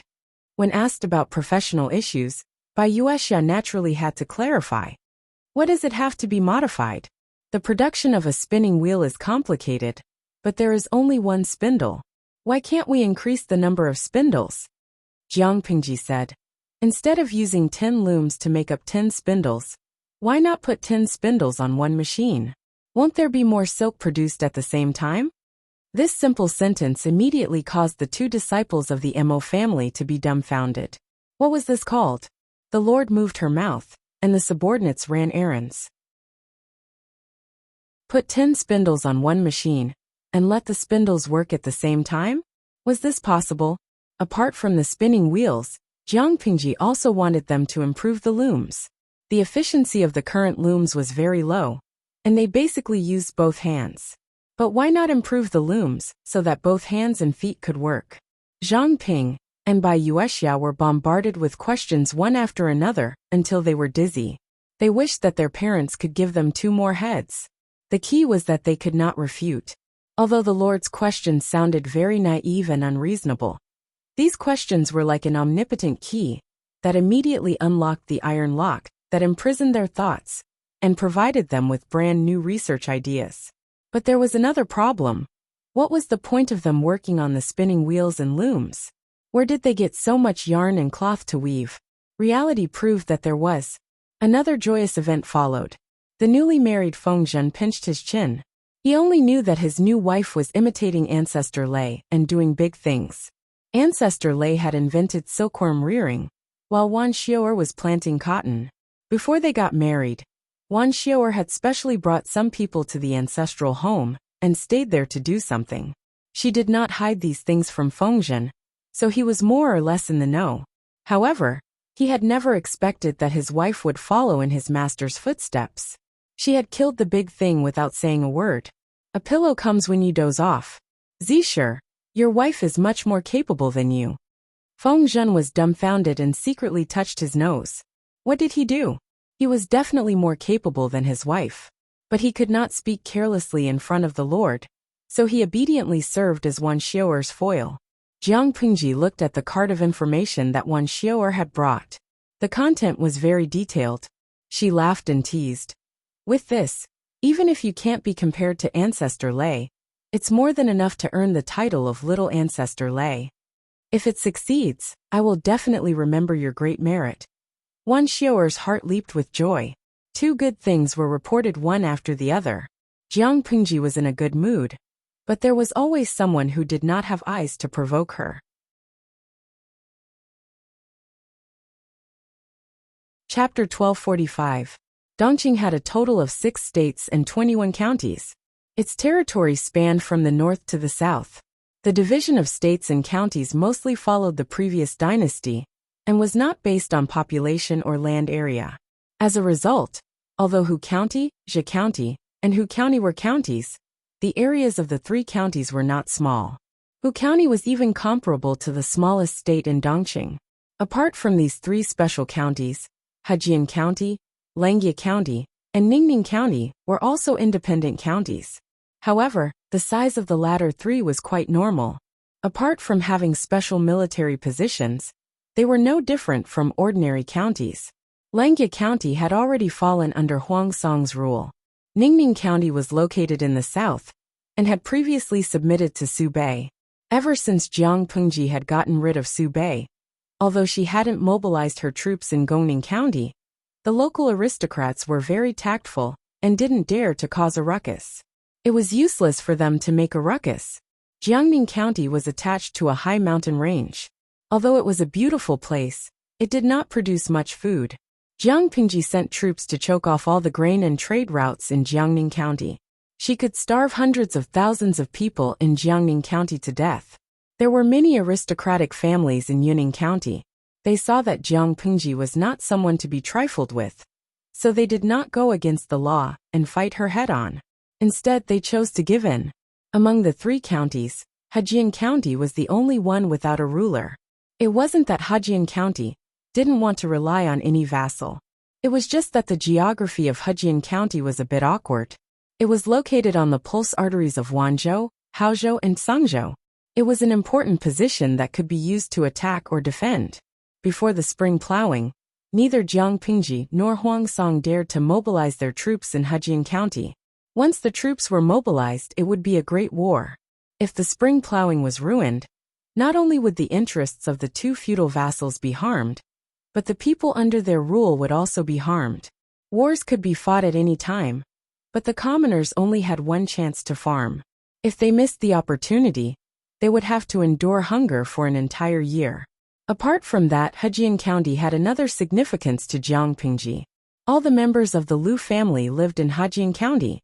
The bad news Jiang Pingji received was none other than the fact that Hejian County had been raided by Huang Song's army and had quietly changed hands in the middle of the night. When the bad news reached Jiang Pingji's ears, she was happy about the progress of the spinning wheel and the cotton. It was as if a bucket of cold water had been poured over her. Those who were familiar with Jiang Pingji did not dare to look at her expression. How did Hejian County fall? After the battle between Su and Pei ended, Jiang Pingji and Huang Song tacitly dispatched troops to guard the northern and southern borders of Hejian County. Neither side gave in to the other. The 2 sides maintained a delicate balance. No one dared to make the first move. They could only dispatch many scouts to investigate the enemy's situation. They had to grasp the military situation as soon as possible. Under such circumstances, Jiang Pingji did not know what the guards were doing. Huang Song had already sent his troops to conquer the whole of Hejian County, but the defending general was slow to react. It was already too late. If he didn't give her a convincing reason, she would definitely punish him. Although Jiang Pingji was usually easy to get along with, once she got angry, how could a lowly messenger be able to withstand her power? Without any hesitation, he revealed everything that had happened. After he finished speaking, the messenger soldier trembled and half knelt down to beg for forgiveness. The atmosphere at the scene was extremely solemn. Qiguan rang Wei Ci, and the others secretly glanced at their lord from the corner of their eyes. They were mentally prepared for their lord to flip the table, curse Huang Song's ancestors. Even if they lost control of themselves, they could still suppress this matter. Unexpectedly, Jiang Pingji's self-restraint was excellent. Apart from her somewhat gloomy expression, she did not show any extreme emotions. Hejian's Zhang. Jiang Pingji sneered coldly. Her eyes flashed with murderous intent. They really got away with it back then. The main reason why Hejian County was lost was that Hejian's aristocratic family, the Zhangs, took the lead in responding to the persuasion of Huang Song's subordinates. They secretly colluded with several aristocratic families to control the situation in the county. Later, on the night of the 24th of the 3rd month, they cooperated with Huang Song's garrison troops. On one hand, they took down the Hejian's Lus, Shangguans, and other aristocratic families that were friendly with Jiang Pingji's forces. On the other hand, they welcomed Huang Song's army into the city. In less than half a night, Hejian County changed hands. When everyone heard Jiang Pingji's words, they were momentarily stunned. They did not know when their lord and the Zhangs had discord. Others had yet to react, but Li Yun felt that the Zhang's name sounded very familiar. After thinking about it carefully, his mind flashed.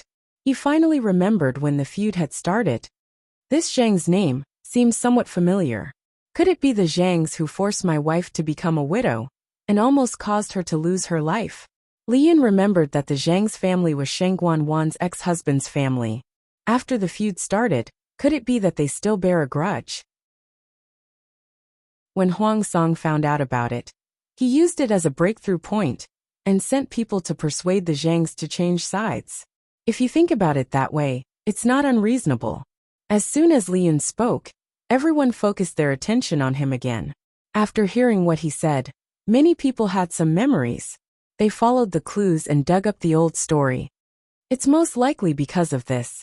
Jiang Pingji secretly curled her lips and laughed angrily. We should have skinned this clan alive back then.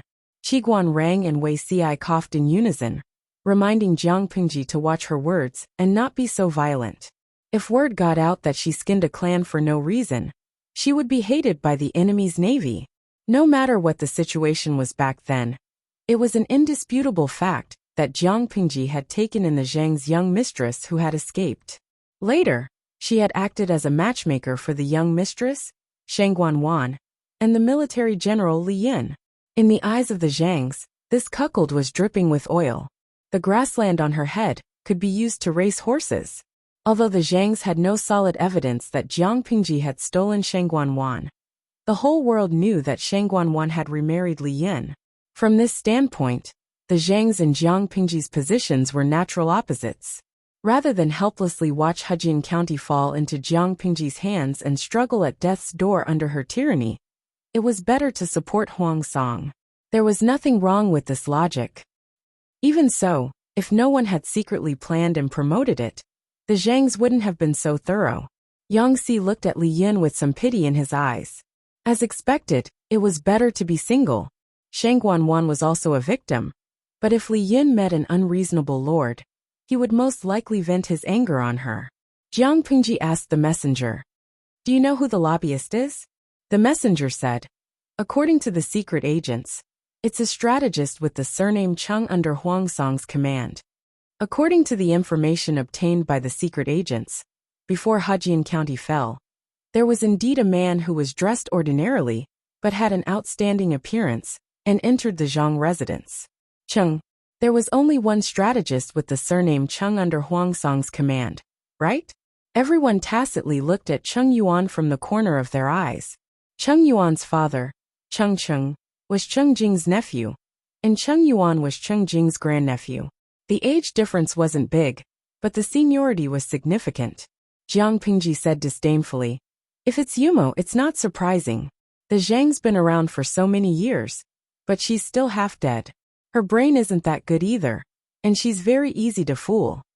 This grudge could only be regarded as a catalyst. The person Huang Song had sent over, the lobbyist Chung Jing, was the most important one. Chapter 1246. Jiang Pingji had a rough idea of what Mrs. Zhang was thinking. If Jiang Pingji won and Mrs. Zhang worked for her in the future, Jiang Pingji would definitely hold a grudge against Mrs. Zhang, and the Zhang family would never have a chance to make a name for themselves. Magnifying the conflict in the past made Mrs. Zhang, who was already arrogant, even more arrogant. It seemed that Jiang Pingji still held a grudge against her. But in reality, Jiang Pingji was a busy person. Not every Tom, Dick, or Harry was qualified to occupy her brain. If Mrs. Zhang didn't jump out to make her presence known, how could she remember such a small role? She couldn't even remember her, let alone hold a grudge against Mrs. Zhang. She really thought she was somebody. Whether it was Mrs. Zhang in Hejian or Han Yu's wife, they were like dust in her eyes. They were not worthy of her special attention. Although Mrs. Zhang is smart, she doesn't have a big picture view. Besides, there was discord before, so it was expected that they would be persuaded by Yumo to change sides. Jiang Pingji had a low opinion of Mrs. Zhang, but she had a high opinion of Chung Jing. By the way, have you found out the current situation of the Liu family? Although the second branch and the main family are not on good terms, the Liu family is more or less involved because of me. Chung Jing was a cautious person. He persuaded Mrs. Zhang to change sides, and gave her a series of ideas to help her avoid the attention of Jiang Pingji's troops. Hejian County was Jiang Pingji's original nest. She had almost no contact with the Liu family in recent years, but outsiders would not think that she was completely cut off from the Liu family because of that. If something big happened, the Liu family would definitely side with Jiang Pingji. In a place like Hejian County, the Liu family was Jiang Pingji's most natural eyes and ears. To seize Hejian County first, Mrs. Zhang's little tricks had to be avoided by the Lu family. Just in case, the Lu family, the Shangguan family, and other small gentry families who were close to Jiang Pingji were also taken down in a flash. After all, Jiang Pingji was the one who brought the disaster to the Lu family, so she had to ask about it.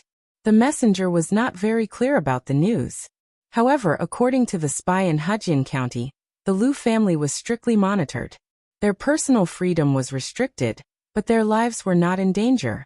Jiang Pingji said, "I understand. You can go now. If there's any news, report to me immediately." Everyone knew that Huang Song would not harm the Lu clan now, but that did not mean he would not do so in the future. Jiang Pingji did not have a family. Other than Lu Shi and Lu Zhao, her blood relatives were only the members of the Lu family. According to the mainstream thinking nowadays, people with the same surname and ancestry were a family. Even if the bones were broken, the tendons would still be connected. Unless it was a subsect, it was a single entity. If Huang Song wanted to use the people of the Lu clan as a political bargaining chip, Jiang Pingji's side would be very passive, and her hands and feet would be tied in battle. Faced with such a predicament, Jiang Pingji had to come up with a solution as soon as possible. This matter is indeed difficult to deal with. It's better to do it sooner rather than later. Do you have any good ideas? Jiang Pingji knitted her brows tightly, seemingly distressed. She asked the people sitting below. Hejian County was the main route between Wanzhou, Songzhou, and Haozhou. Whoever occupied this place first would have the advantage of dispatching troops. Huang Song had taken over Hejian County and encircled the Lu clan. He had the upper hand right from the start. Jiang Pingji could only deal with it passively. Everything had to be dealt with one by one. Jiang Pingji planned to deal with the Lu clan's matter first. Although Hejian County was important, it was not impossible to take it back. Huang Song was probably also observing her reaction, using it to determine what his next move would be. The general's thoughts were relatively simple. Regardless of whether it was Huang Song or Lu Song, the clan that dared to imprison the Lord would be punished in 4 words. F***ck them up. It was simple, crude, and straightforward. However, this method was obviously not feasible. Or rather, this was not the method that Jiang Pingji had in mind. The audience in the streaming room had followed the streaming room for so many years. They had some understanding of Jiang Pingji's character. To use the words of many years ago to mock Jiang Pingji, she was a profiteer and strategist who had been held back by her profession. Even though her schemes were not as thorough and perfect as other strategists, no one could compare to her in terms of the overall situation. Didn't you see that there were often strategists who asked her, "What is the Lord's intention?" Lao Siji Lianming. Betting on the spicy sticks that we have stocked up for the new year at home. The streamer must have a certain B***TCH in her heart. Walking Xiuaba. My head hurts. Every time I watch the streaming room, I have the thrill of being crushed in my IQ. Zhang Xiaoxiao's wife. Let's start the game, let's start the game. Let's bet on what the streamer is up to. The person who guesses correctly can split the spicy sticks that Lao Siji Lianming has stocked up for the new year. The opportunity cannot be missed. Don't miss it. It's a once-in-a-year opportunity. Jiang Pingji's train of thought was well known to be unique and beautiful. The idle people were not top-notch strategists, so they could not figure out her thoughts. Many idle people simply chose to ask for help outside the game. They stared at the faces of the strategists, trying to see the correct answer from their faces. After staring for a while, many idle people wailed in the bullet screen. Qingqian, it's over. Boss Wenzheng and the others look troubled. This question is definitely beyond the syllabus. Xingyue, _ smiley face, angle, _ this question is so difficult. Can the streamer give us some hints? Tangerine soft candy. If I were a member of the overtime team, I would definitely curse in my heart. I feel that the streamer already has an idea, but she refuses to say it directly. Instead, she wants to make it difficult for the big shots to guess a game that they can't guess. Guess your sister. What's there to say that can't be said in front of everyone? Why do you have to keep people guessing? What a waste of time and effort. Thinking about it carefully, it seemed that many leaders had such a bad habit. This made it difficult for the subordinates. At this moment, the idle people noticed that Yang Si, who was sitting in the second row, relaxed his brows. His gaze was deep and complicated. Ziuetiani. My cutie Rong Rong seems to have solved the answer. While the audience in the streaming room chatted, people raised suggestions one after another. However, most of them were not feasible and were rejected by Jiang Pingji. Everyone was in a dilemma. Even C.I. Marin, who was known as the flower of understanding, was frowning. He did not know how to deal with it. Is there no other way? At this moment, Yang Si stepped forward and cupped his hands in front of his chest. He proposed a bad idea that struck everyone present like lightning. He said, I have a plan, but I don't know if I should say it. It's better to eliminate this disaster from the root. Jiang Pingji said, Speak. Yang Si said, I think it's better to eliminate this disaster from the root. Jiang Pingji's interest was piqued, but her expression remained calm. She asked in detail, How? My lord was born in the Lu family of Hejian. The rise and fall of honor and disgrace are one with the clan. If the clan prospers, my lord will prosper. If the clan declines, my lord will lose face. Now that the Lu family has encountered this disaster, half of the responsibility lies with my lord. You should step forward to solve this matter and protect the clan. However, the situation in the world is grim. Not only do you have to worry about the clan, but you also have to worry about the people under your rule. You can't act recklessly for your own selfishness. Yang Si spoke in a rhythmic tone. Everyone frowned when they heard him. Their lord had always disliked listening to this nonsense. If she had such a good relationship with the Lu family, why would they not contact each other for so many years? She had never helped any member of the Lu family.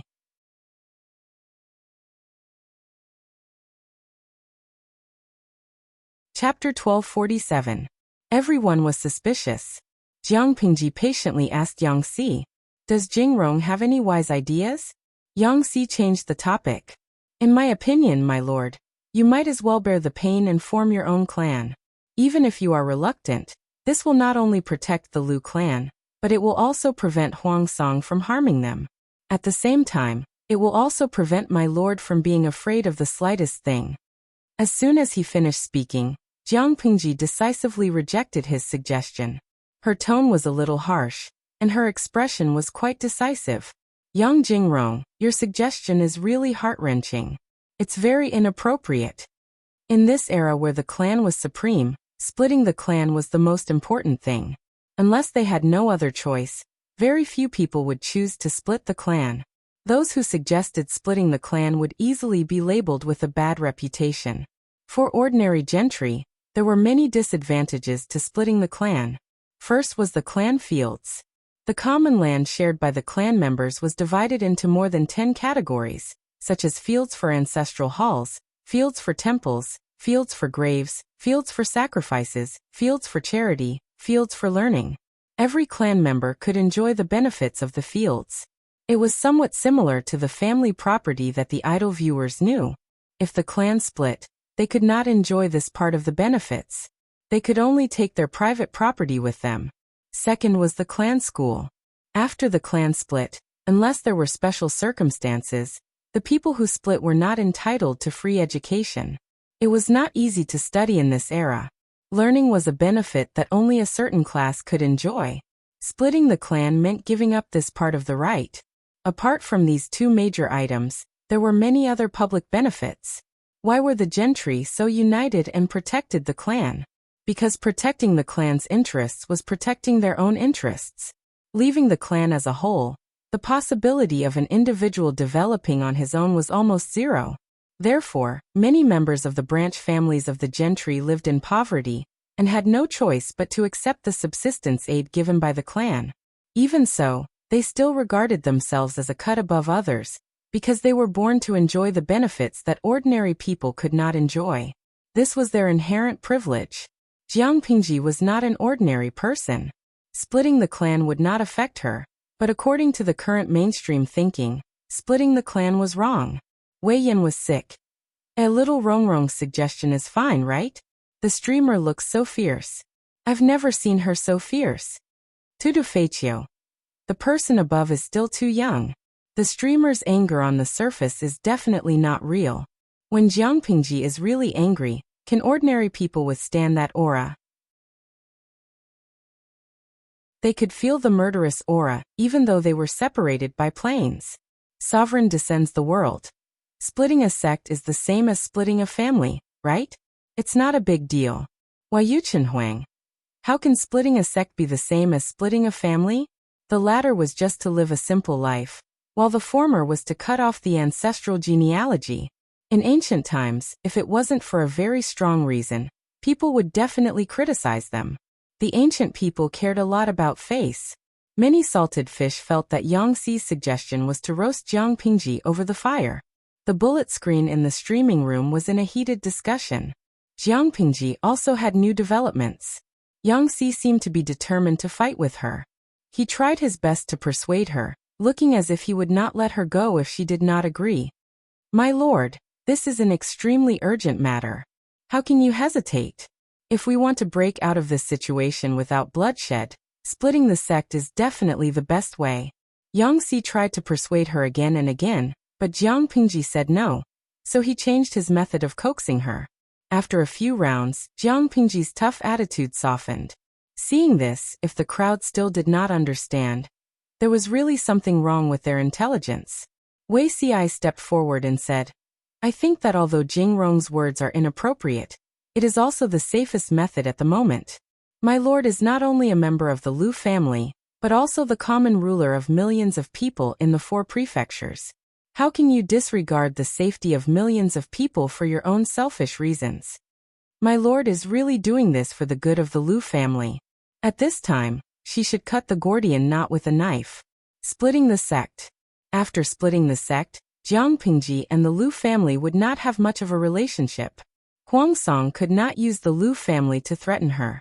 As long as the Lu family did not make a big mistake and was caught by Huang Song, the lives of the old and young of the family would be guaranteed. Wei Xi jumped out to speak. Qi Guanrang and Feng Jin also added fuel to the fire. Although Feng Jin and Cheng Yuan were a beat slower, they also followed suit.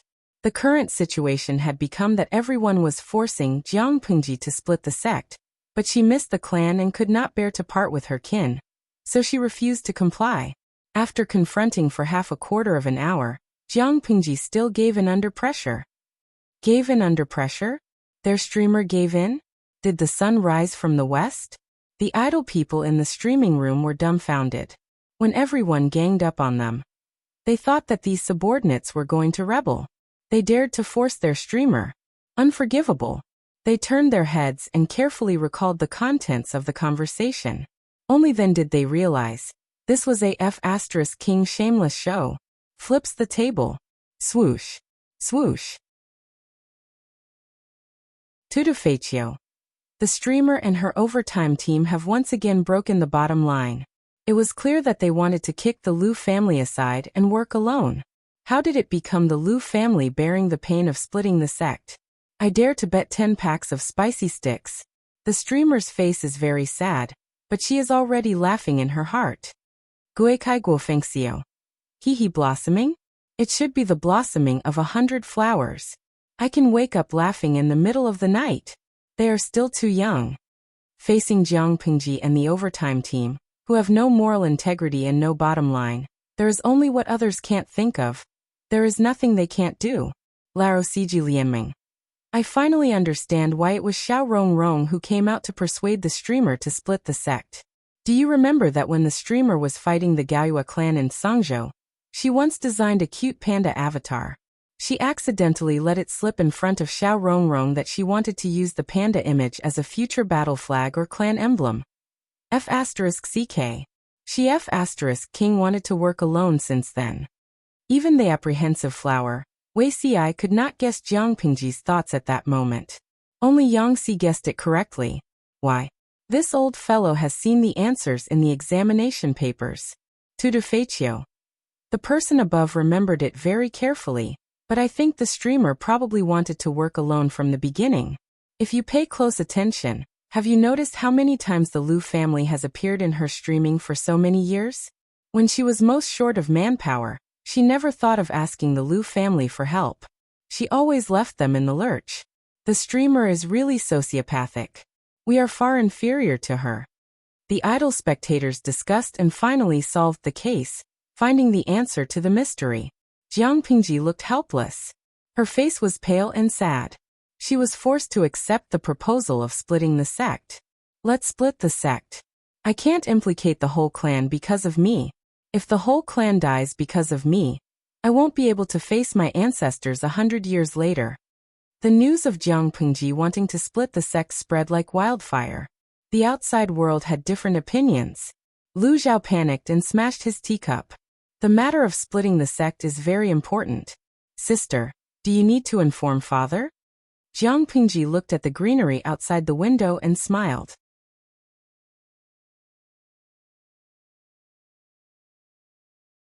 Chapter 1248. Split it from my sister? Lu Zhao was shocked, as if he was stunned by Jiang Pingji's words. If they split it from Jiang Pingji, wouldn't it be equivalent to her leaving the family with nothing? From an outsider's point of view, Jiang Pingji's father and brothers were still alive, and Lu Zhao was still unmarried. Such a division would be criticized. Jiang Pingji had her own reasons.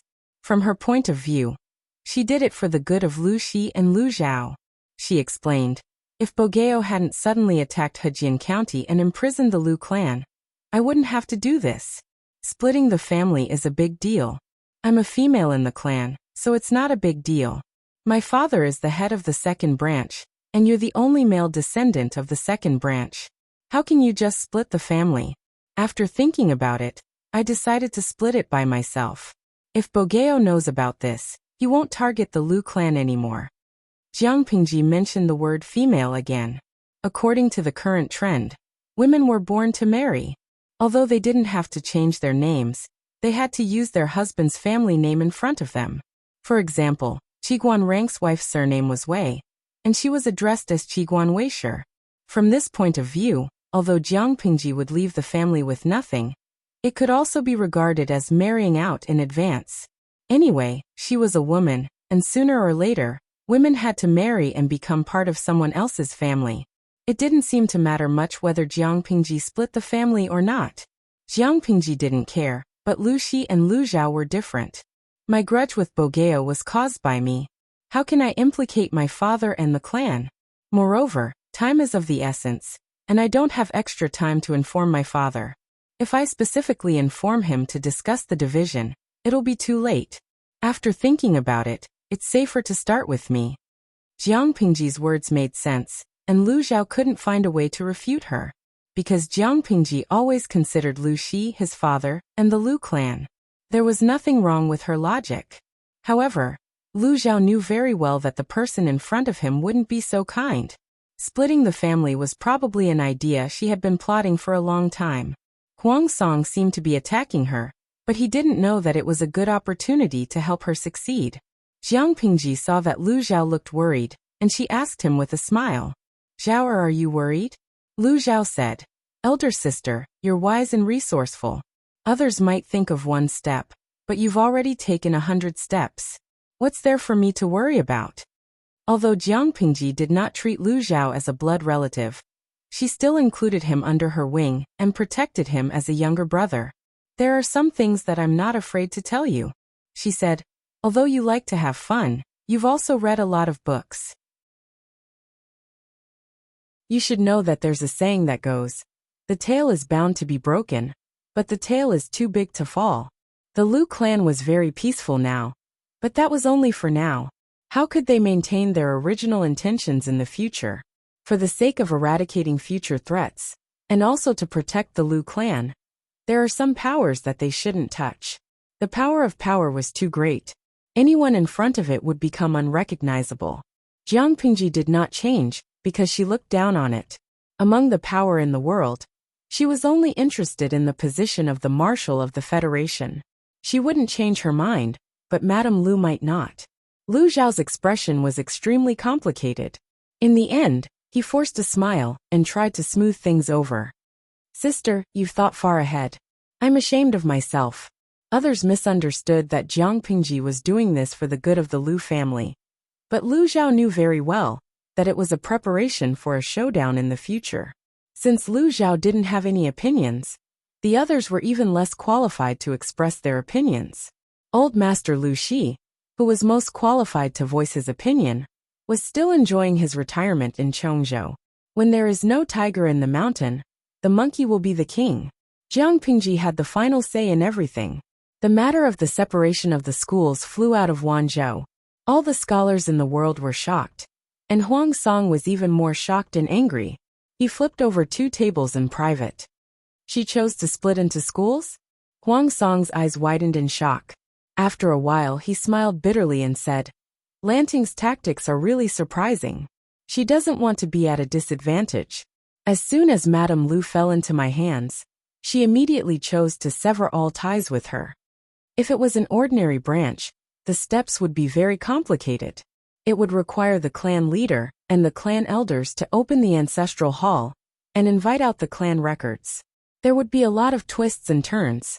Now that the entire Lu clan had been captured by Huang Song, it was naturally impossible for them to open an ancestral shrine and request for a genealogical record. Extraordinary circumstances require extraordinary measures. Special circumstances require special treatment. Jiang Pingji's announcement to the world's branches had a similar effect.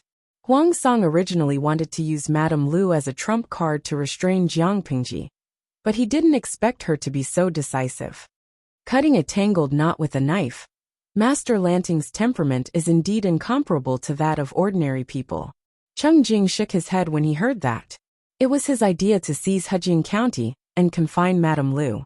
Everything was going well, but who knew that Jiang Pingji would act irrationally and directly choose to split into schools to draw a clear line? If she were a man, I'm afraid she would be criticized for her actions. Unfortunately, she's a woman. Jiang Pingji had suffered for so many years because of her gender. Finally, she gained an advantage. Huang Song said regretfully, Now we can't use Madame Lu to restrain her. Cheng Jing shook his head and said, As long as Madame Lu doesn't take the initiative to cause trouble, I'm afraid the Lord can't do anything to them. If Madame Lu wasn't a gentry family, killing them would not be a big deal. At most, it would make Jiang Pingji hate them. However, Madame Lu was a proper gentry family. No gentry family in the world would agree to kill them without a good excuse. Thinking back to the past, when Jiang Pingji reorganized the gentry families in Chongzhou, she also put a lot of *T on them before taking action. Feng Ju asked, Does the Lu family know about this news? Cheng Jing answered, Probably not yet, but they will know soon. Madame Lu's people were all imprisoned in the clan land. Their range of activities was restricted, so it was not easy for them to receive news from the outside world. They would only know about Jiang Pingji's division after a while. Feng Ju said, If Madame Lu knows about this, I wonder how she will react. His seemingly unintentional words fell into the ears of Huang Song and the others, and they had a different interpretation of it. Cheng Jing asked, Huaiji means? To instigate Madame Lu to defect? Madame Lu isn't as stupid as Madame Zhang. Even if Lu Shi's division leaves, Madame Lu won't fall out with him. They aren't that easy to drive a wedge between them. Feng Ju smiled and shook his head. There's just one thing I don't understand. Why is Lu Shi and Madame Lu's relationship so bad? Even if they said it was for Madame Lu's good, those words could only deceive ordinary people. How could a truly intelligent person be fooled? Rather than saying that the division was for Madame Lu's safety, it was more like getting rid of Madame Lu's burden. Feng Ju thought that the latter was more likely. Children of gentry families received clan education from a young age.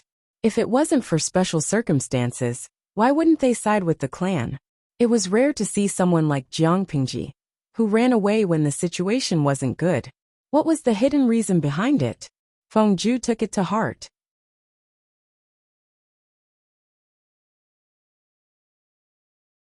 Chapter 1249. Ever since Hejing County was conquered by Huang Song, the Lus had been living in seclusion. They refused all activities and invitations. Hearing that Jiang Pingji was independent, the Lus were calmer than the outside world.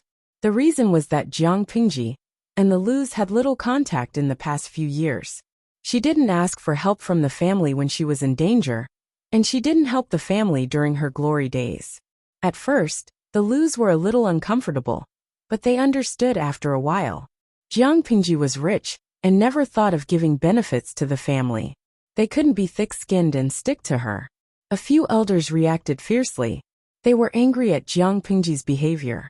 The Lus didn't enjoy the benefits Jiang Pingji gave them. Instead, they made the family suffer. Now that they were in trouble, they kicked the family away. What a heartless woman! A gray-haired elder sneered and said sarcastically, like father like daughter. Lu Shi's parents, Lu Shi, were the same. They guarded against the family like thieves.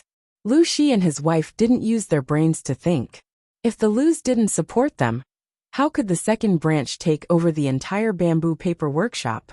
Their daughter is also an ungrateful wretch. Although the bamboo paper workshop was built by Gu Min with her dowry, didn't the resources she used come from the family? Gu Min improved the existing rough paper-making technology. The bamboo paper in Hejian became a treasure that the upper-class families fought to purchase. The profits were shocking. They didn't covet a mere paper-making and cooking, but Gu Min monopolized all the profits. It was unsightly. Logically speaking, she should donate some of the profits to the family. Only when the family was strong could they protect the family. How many years has it been? Why are you still bringing it up? Another gray-haired elder frowned. Although it's a bit heartless, Lu Shi did it to protect the whole family. Even if the family is divided, the ancestor is still the same ancestor. Money, power, and status were precious, but compared to one's life was more important. Why can't we bring it up? It's not like you don't know the current situation of the clan. The white-haired elder rolled his eyes, still angry. The assets of a mere second branch is much more than the public property of the clan. The family has nurtured them for so many years, but they don't know how to return the favor. There was a thunderstorm a while ago. The eaves of the ancestral hall have been in disrepair, and the ancestral tablets were almost wet. The family school is not doing well either. My great-grandson said that the food provided by the family school is not tasty, the gray-haired clan elder said. This is because the clan's harvest is not good. The clan's accounts have been in deficit for years, and the clan leader is also worried. That's true. But if Lu Shi and his daughter can help the clan? Thinking of this, the clan elder became even angrier. The clan raised them, so it was only right that they returned the favor. Now one or two of them were ingrates. Who wouldn't feel stifled? The situation is stronger than the person. Can you force the father and daughter? The gray-haired elder rolled his eyes. Moreover, it was Lu Shi, not Lu Shi. Both branches of the Shi family were separated from the Lu family. The gray-haired elder rolled his eyes. Besides, it was Lu Shi who separated the family. She is a woman. She has to marry someone. Marry? Won't her assets be taken by others? Do you want her to marry someone from the same clan? Calm down. People will think that the family covets the assets of a woman. That's shameful. Marrying someone with the same surname is against ethics. The gray-haired elder was full of anger. He didn't feel comfortable. The gentry family was glamorous to the outside world, but the resources were limited. It was impossible for every family to live a carefree life. As more and more people were born, there were fewer and fewer things that no one could share. This was one of the reasons why many gentry families were getting worse and worse. The huge population was not a help. Instead, it became a burden that couldn't be gotten rid of. The Lu family was not a first-class family in Hejian County. At most, it was a second-class family. The direct line of descent was still considered well-off, but the side branches outside of the 5 kingdoms were very poor, and the clan could only barely help them. Lu Shi was the second branch of the direct descendants. His wealth was more than the family property. How could the other family members not be jealous? If the property was not the private property of Lu Shi and his wife, and Lu Shi was capable, some people might have forced them to confiscate the property. Jiang Pingji was even more powerful. The northern borderline had been hers for a few years. Most of Dongqing's land had been in her pocket. She just needed to wear the imperial robe to rule the world. As long as she was willing, she could reveal her intentions and help the talented people from the Lu family. When one person achieved the Tao, even the dogs and chickens of the Lu family would rise to heaven. But now they had to separate and draw a line. It would be strange if some of the Lu family members felt comfortable. Why wouldn't they help the family members if they were so rich? Jiang Pingji would marry someone in the future. Wouldn't it be better to help the family members than outsiders? Even if they knew it was wrong and shameful, they couldn't accept it emotionally. The two elders talked for a while. Their brows were furrowed with worry.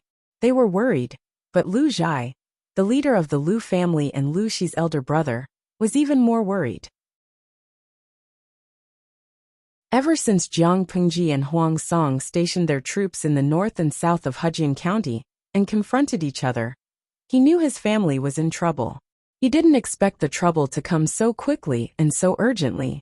The Zhang family in Hejian betrayed the Lu family, which caught him off guard. "Father, the children in the family are talking about it. Do we really not have to stop it?" Lu Heng, who was about to enter his 30s, frowned, leaving a shallow wrinkle between his brows. If Jiang Pingji was there, she might have lamented that time and tied wait for no man. Lu Heng, who was elegant and funny in the past, was now a mature and steady middle-aged man. How do you explain it? Lu Zhai was worried. Let them be. Lu Zhai was much older than Lu Shi. His hair had been dyed gray. He looked slightly old. If he didn't have a good temperament, he would probably look older. If I don't do anything, my cousin will really break with the family.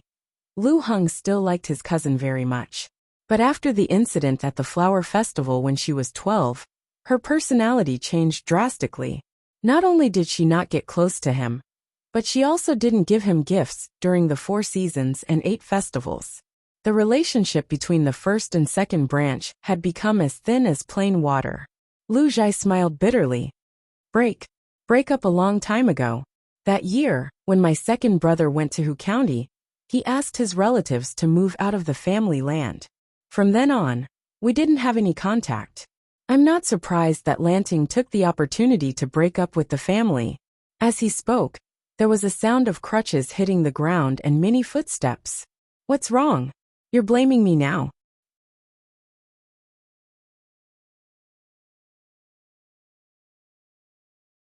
Chapter 1250. Lu Zhai heard his mother's words and quickly got up to greet her. He humbled himself, but the old lord did not let it go. Lu Zhai had to explain himself. Mother, you are putting me in a difficult position. When have I ever complained about you? Lu Heng also stood up to greet his grandmother. With the help of the father and son, the old lady sat down in the seat of honor. She had lived like a princess for many years. Although she was old, her skin was fair, and she looked younger than her actual age. However, her face was slightly mean and her eyes were narrow and sharp. She looked like an old lady who was not easy to get along with. She was Lu Zhai and Lu Shi's mother, the ancestor of the Lu family, and the old lord of Changsha. She was furious when she heard that Jiang Pingji dared to divide the family. She hurried to discuss it with her eldest son. She did not expect to hear the conversation before she entered the door. She was even angrier. I heard that the second branch has an unfilial girl. The old lord was old, but his voice was loud. When he talked about his granddaughter, Jiang Pingji, who he had never met before, his expression became sharper. She is over 20 years old and still hasn't gotten married. Now she wants to divide the family? As the head of the family, why didn't you write a letter to reprimand her? How can you allow a girl to make a scene in front of you? Do you have any rules in your family? Lu Zhai could only smile bitterly. How would the old lord know the influence of the Lu family in the outside world? The ancestors of the Lu family had been glorious for a while, but they had been going downhill for the past 100 years. They were able to hang on to the second-rate position in Hejian mostly because of Lu Shi. Compared to Lu Shi, Jiang Pingji was more powerful. What could the Lu family do to make her obey? Mother, it is not as bad as you think. Lanting separated from the family for the sake of the family. Hejian County is now in Huang Song's hands. Huang Song and Lanting are rivals. If Lanting does not separate from the family and cut ties, Huang Song will use the lives of the Lu family to threaten Lanting. If she separates from the family, Huang Song will have no reason to do anything to the Lu family. This is also the child's filial piety, Lu Zhai said gently. She tried to persuade her mother. Lu Zhai and Lu Shi's mother came from a prominent family in Langyi County. She and Gu Min's mother were cousins. Because of her noble birth, the old woman had been willful all her life. She had developed a strong and reckless personality when she was a girl. She always liked to force others to do what she wanted. She lived a free and easy life, but the people around her were almost driven crazy by her. A recent example was Lu Shi and his wife. As soon as Lu Gui finished speaking, the old Feng Jun waved his hand away. Stop saying nice things to that unfilial girl. It's fine to coax an idiot, but what's the use of coaxing me? Although this old woman is old, her mind is not muddled. Lu Shi is clearly unfilial to his elders and heartless to his clan. The old woman's eyes widened, revealing the whites of her eyes. Just looking at her made one shiver in fear. If she says that the sect will be independent, then the sect will be divided. Where will the face of the entire clan be? Gu Min really gave birth to a B****. First, she instigated her man to go against me, and now, she has raised an unfilial daughter that disgraces our clan. The old woman was raised with honor. She also heard that her granddaughter was capable, but she didn't like her. Instead, she hated her. It wasn't that Lu Shi was bad, but it was because of some old scores. The old woman and Gu Min's mother were cousins. They were equally important in the clan. At that time, the atmosphere between the sexes was still very open. It was normal for unmarried girls to have a sweetheart before marriage. When the old woman was young, she liked young and handsome scholars. Occasionally, she would have trysts with them under the moonlight. After all, she was born in a big clan. If her reputation was too bad before marriage, it would affect her marriage, so she was very careful. However, Gu Min's mother, her cousin, was more skillful. During the marriage discussion, she tricked her and let others see her exchanging a token with a scholar. This matter was fatal, but it also affected her status. The marriage discussion went wrong. In the end, Gu Min's mother married into the Langyi Gu clan and became the wife of the clan. Everyone envied her, but she married a son of the Lu clan in Hejian County. After marriage, she was not as good as her cousin. She never thought that the daughter of her cousin Gu Min would marry her second son, Lu Shi. Every time she saw her daughter-in-law, she felt as if there was a fishbone stuck in her throat. She didn't like Gu Min either. In her opinion, Gu Min was the culprit who instigated the separation between her and Lu Shi. After Gu Min got married, she became restless. She started a business and showed her face in public. Her business was big, but she didn't want to give it to her elders. She had been Gu Min's mother-in-law for many years. Every time she asked that woman to set a rule, Gu Min was unwilling. She had never seen such an unfilial woman. When Gu Min passed away, she secretly clapped her hands and cheered. With Gu Min's death, her filial and obedient son would definitely come back. She couldn't bear to see her son dying for Gu Min. She specially found a woman who looked like Gu Min and planned to make her Lu Shi's concubine. Under her secretly instigation and support, the woman stole the inheritance left by Gu Min and bullied the child she left behind. A dead person was dead, and a man was a man. Which man would push away a beautiful woman for a dead person? However, things didn't go as he wished. Not only did Lu Shi reject her, but he also changed his temperament. He whipped the woman to death in front of all the servants in the courtyard and skinned her. The old woman heard the news and was so scared that her legs turned to jelly. After that, Lu Shi moved out of the clan land and opened a residence. He didn't even take a step in the door. The old woman almost vomited to death. Whether it was her cousin, Gu Min, or Lu Shi, all three women of the same lineage, none of them could get along with her. The old woman became even angrier when she thought of the trauma and grievances she had suffered all these years. Now Lu Shi wanted to separate from the clan. He must have grown up. Lu Zhai frowned and said unhappily, "Mother, no matter what, Lanting is still your granddaughter." Ever since Lu Zhai and his brothers got married, their mother became more and more domineering and willful. She wanted to control everyone and everything. When their father was still alive, he could still restrain her. After their father was gone, she became more and more lawless. Now, she didn't care about the old lord's identity and age. She called her granddaughter B***tch in front of everyone. Lu Zhai was a gentleman, and couldn't stand such filthy words. The old lord said stubbornly, I don't have such an unfilial granddaughter. Lu Zhai was a grandfather and almost 5 years old, but he still couldn't do anything to his mother. The old lord scolded Lu Zhai. Lu Zhai was already in a bad mood.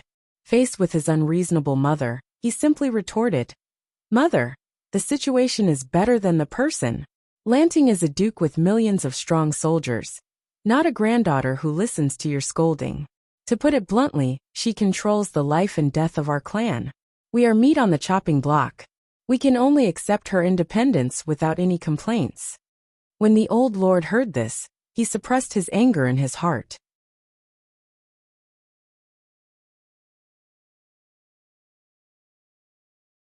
Chapter 1251. The sudden change shocked Lu Zhai and his son. It was as if their hearts had skipped a beat. The two hurried over to support the old Feng Jun. When the old Feng Jun saw their nervous expressions, she couldn't help but reveal a comfortable smile. She knew that as the respected old Feng Jun of the entire family, no one dared to anger her or go against her wishes, much less her own son and grandson. As long as she was still in the Lu residence, she was the old Feng Jun that everyone respected and respected.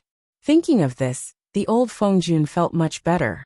Her soaring blood pressure and anger started to decrease. She shakily reached out to grab her son's hand. She was about to smile and say something, but she was too angry. A mouthful of thick phlegm surged up her throat. It rolled and didn't want to slide down, and she couldn't spit it out. After a while, her ruddy face turned pale, and then from pale to dark purple. The color quickly deepened. Her thin and sharp eyes widened, and the whites of her eyes were frightening. Her change was more serious than Lu Zhai and his son. They were even more afraid. Lu Heng said with a pale face, Father, grandmother is probably blocked by phlegm. Lu Zhai hurriedly told his son to hurry the doctor. He helped the old Feng Jun stand up and patted her back. Because the old Feng Jun was having trouble breathing, she let out a heavy and hurried sound like a wild beast. Lu Zhai was so anxious that his eyes turned red. His hands and feet trembled, as if he had fallen into an ice cellar. No matter how bad his mother was, the person in front of him was his birth mother. Now that she was in such pain, of course he didn't feel good. Lu Heng didn't care about his appearance. He lifted his clothes and jogged to invite the doctor to the main hall. When he arrived, he found a group of servants standing outside the main hall with their hands raised. Their expressions were sorrowful. Lu Heng's heart skipped a beat. His lips trembled, and his legs went weak as he entered the room. The tip of his feet stepped on his clothes, and he stumbled forward. The doctor carried a medical box and followed in. He saw Lu Heng almost fall, and subconsciously reached out to pull him up. The doctor was a guest official that Lu Zhai had specially invited to the old Feng Jun's residence. He was in charge of diagnosing and treating the old Feng Jun. If the old Feng Jun had a headache or fever, he would be in charge of it. He was also the one who understood the old Feng Jun's condition the best. Old Feng Jun, this is... Lu Gui hugged the old Feng Jun with a pale face. She only came back to her senses when she heard the doctor's voice. Quick, let mother take a look, Lu Zhai urged the doctor. The doctor glanced at the old Feng Jun's appearance and came to a conclusion in his heart. He still went forward to take the old Feng Jun's pulse. The skin he touched was much lower than that of an ordinary person. There was no pulse at all. The doctor lifted the old Feng Jun's eyelids to look at his pupils. Master, my condolences. He shook his head with a regretful expression. Lu Zhai's age could be considered to have entered old age, and it was best not to be struck by a sudden mishap and have one funeral turn into two. Thus, the doctor comforted Lu Zhai in a low voice. Old Feng Jun is also a person of 70 years of age. Now that he has passed away, it can be considered a happy funeral. Old Feng Jun usually eats a lot of meat and fish. His diet is heavy, and he doesn't like to move around, so he often has headaches and dizziness. Just now, his anger attacked his heart, causing his heart and lungs to be damaged. His phlegm surged up, causing him to have difficulty breathing. Master, you should prioritize your health and not have such a huge change in emotions. The doctor had been a doctor for many years and was very experienced. He only needed to do a simple examination to know how the old Fengjun had passed away. The old Fengjun had lived like a prince for too long. His body was not suited for great joy or anger. Otherwise, it would be easy for his qi and blood to attack his heart, and medicine would be ineffective. He had lived in the Lu residence for many years, and knew the temperament of the few masters in the residence. The doctor did not believe that Lu Zhai had angered the old Fengjun to death. Everyone knew how filial Lu Gui was to her mother. The old Fengjun's reputation was not good. Everyone in the residence knew that this old woman was not willing to suffer any losses. Even if she threw a tantrum, she would make people accommodate her. In terms of angering someone to death, it was more likely that Lu Gui had been angered to death by this old mother. The doctor glanced at the old Fengjun's sorry figure. The other's face was dark purple, and now it was dyed with a deathly ash white. His slightly protruding eyes were bloodshot, and a mouthful of thick green phlegm hung from the side of his mouth. On the ground, there was a puddle of food residue and acid from his stomach. Lu Gui only came back to her senses after a while.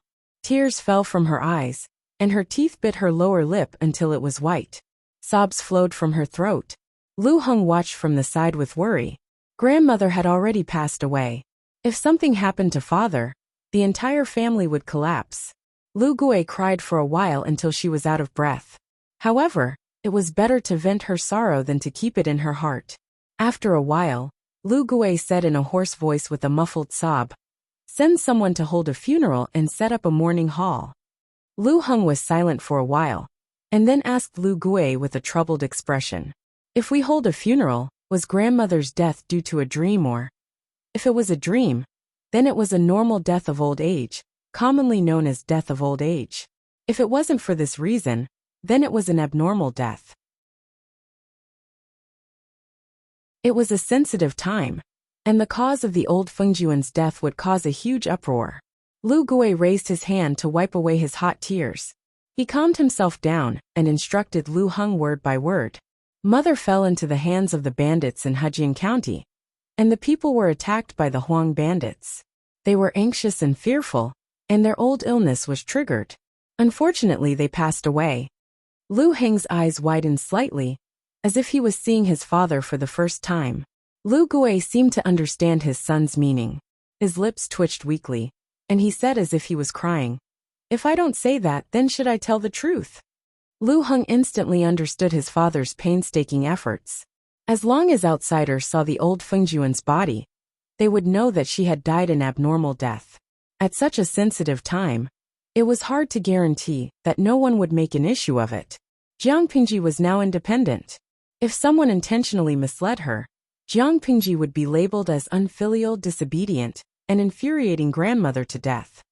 Huang Song would definitely make an issue of it, and use this point to attack Jiang Pingji, causing her to lose all standing and reputation. If that was the case, there would be no room for reconciliation between her and Lady Lu. It would be good if she didn't bear a grudge against her.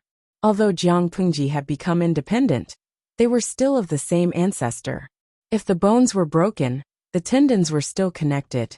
If they helped Huang Song attack Jiang Pingji, what benefits would they get in the end? Of course, if the benefits Huang Song offered were greater than what Jiang Pingji could offer, they could consider switching sides. However, the reality was that helping Huang Song was far inferior to helping Jiang Pingji. To prevent Huang Song's men from making an issue of the old Fengjun's death, the Lu residents had to be the first to close the coffin and determine the cause of the old Fengjun's death. Yes, your son will do it now. Countless thoughts flashed through Lu Heng's mind. He didn't dare to delay, and immediately dealt with the funeral. The old Fengjun was over 70 years old. In the words of a physician, this age was considered a happy funeral. The residents had already made mental preparations and prepared a coffin and other things. Although the death was sudden, the residence was still in order. The cause of the old Fengjun's death was also spread.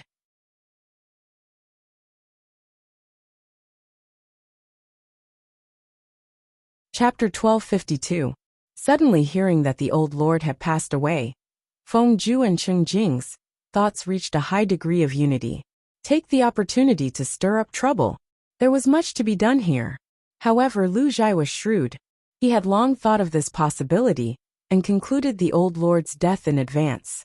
If he had been a step later, the news of an unfilial granddaughter separating from the family and the death of her 70-year-old grandmother would have spread far and wide. Feng Zhu sneered.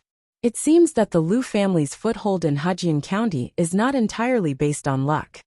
Cheng Jing put his hands in his sleeves and looked at Feng Zhu calmly. After all, they are gentry. It is their nature and instinct to seek benefits and avoid harm. This was considered a crisis public relations. The Lu family's response to this matter was commendable. The corners of Feng Zhu's lips curled into a sneer. There was a hint of mockery in his words. With this, the Lu family is completely safe. The old lord was the old lord of the Lu family. She had a special meaning to the entire clan. Her funeral was also the funeral of the entire clan. Huang Song did not want to be criticized by the world and be reviled in the history books. Naturally, he could not let anything happen to the Lu family during the funeral of the old lord. This was a disguised death exemption medallion. Cheng Jing's eyelids darkened. He said coldly, "It's just a petty trick." He had done a good job of creating a funeral crisis. He had indirectly attacked Huang Song and protected himself. At the same time, he had expressed his goodwill to Jiang Pingji and helped her find a reason to send troops. After this matter, even if Jiang Pingji did not put the Lu family in an important position, she could not completely leave the Lu family to rot. When Huang Song knew about this, he immediately put on a bitter face. After a long while, he let out a long sigh and instructed his wife, Qi Chaolan, to help him prepare a small memorial gift. Lady Qi asked him, "Why do you prepare this? An elder in the family has passed away?" Huang Song said, "It's not that the elder in the family has passed away.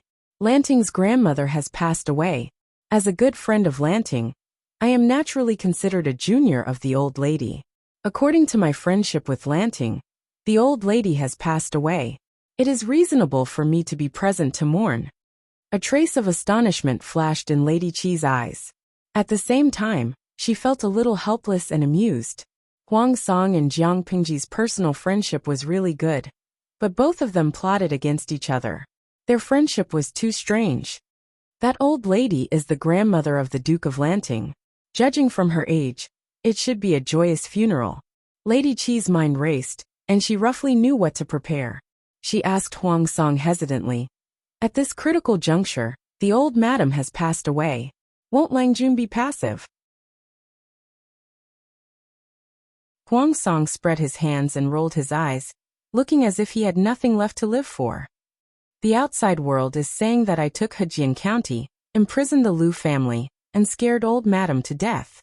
Logically, it made sense, but Huang Song still felt that it was a scapegoat. If it wasn't for Lady Lu's quick decision, he would have pushed the blame onto his good friend, Jiang Pingji. Perhaps Jiang Pingji's decision to separate from the main family had angered the stubborn and old-fashioned old man to the point of having a stroke. Unfortunately, Huang Song had already been splashed with a basin of dirty water. If he didn't care and splashed it back, it would only make things worse. Rather than that, he might as well be more magnanimous and take the initiative to pay his respects as a junior. That way he would be able to clear his name. No matter what, he had only indirectly angered the old madam to death. It was not intentional. Lady Qi raised her eyebrows and said angrily, "Are there really people out there who can't distinguish right from wrong?" Huang Song said, "They're just some ignorant people. This little bit of evil can't hurt me." Lady Qi felt uncomfortable. "In that case, you still want to pay your respects?" If it were her, she would have vomited to death. Lanting is in Wanzhou. She definitely won't be able to make it on the 7th day of the first month. She won't be able to attend grandmother's funeral. I've been friends with her for a while, so I should help her. Taking 10,000 steps back, even if it's not for Lanting, I should still show my attitude. Dodging and evading will only make me feel guilty. Lady Qi's expression relaxed slightly. The Lu family's territory was covered with white banners. The morning hall was cold and solemn. Whether the clan members were sincere or not, they all had to show a sorrowful expression. The old madam's son, daughter-in-law, daughter, son-in-law, and all the grandchildren wore mourning clothes. The sound of sobbing and mourning drifted out of the door and walls. When Huang Song came to pay his respects, many people felt that he was really asking for a beating. However, the situation was stronger than he was. Now that Hejian County was in Huang Song's hands, no one dared to confront him head-on. In just a few days, Lu Zhai's gray hair had completely turned white, turning into a lifeless and lusterless silvery white. His entire body was also hunched, and his face had aged more than a year. When Huang Song arrived, Lu Zhai went forward to welcome him with the help of Lu Heng. He forced himself to cheer up and exchange greetings with Huang Song. Huang Song put on the attitude of a junior and knew when to advance and when to retreat. Instead, it made some of the Lu family members who did not know the truth angry, but had nowhere to vent their anger. He came to pay his respects today, not just to light a stick of incense. He also wrote an elegiac oration for the old madam. Of course, this elegiac oration was not written by him. He had asked Nie Sun to write it for him. His literary talent was definitely not inferior to that of a famous Confucian scholar. After the elegiac oration, many people were sad and moved. The old madam's daughter and daughter-in-law wept with tears in their eyes. They were so sad that they could not restrain themselves. With this, Huang Song fiercely made a good impression on them, and washed away most of the blame he carried. No matter how evil others were, they could not say it out loud. Since Hejian County had fallen, Jiang Pingji had sent troops to the front line. When the news of the old madam's death reached her, Jiang Pingji was stunned for a moment. She had no impression of this cheap grandmother. She rummaged through Lu Shi's memory, and barely found some scattered memories in the corner. According to Lu Shi's memory, this grandmother treated people extremely harshly and coldly. She also hated Lu Shi to the core. If there were not people around, she really wanted to reply that it was none of her business. She thought so in her heart, but her face showed a horrified and sorrowful expression. Her body swayed unsteadily. "My lord. My condolences, my lord." Jiang Pingji's acting was too exquisite. No one could see any flaws. No matter how they racked their brains, they could not think of a lord who could be so calm even after her grandmother died. Oh, wasn't that her grandmother? But others did not know about this. Jiang Pingji's blood drained. Her eyes were bloodshot and filled with tears.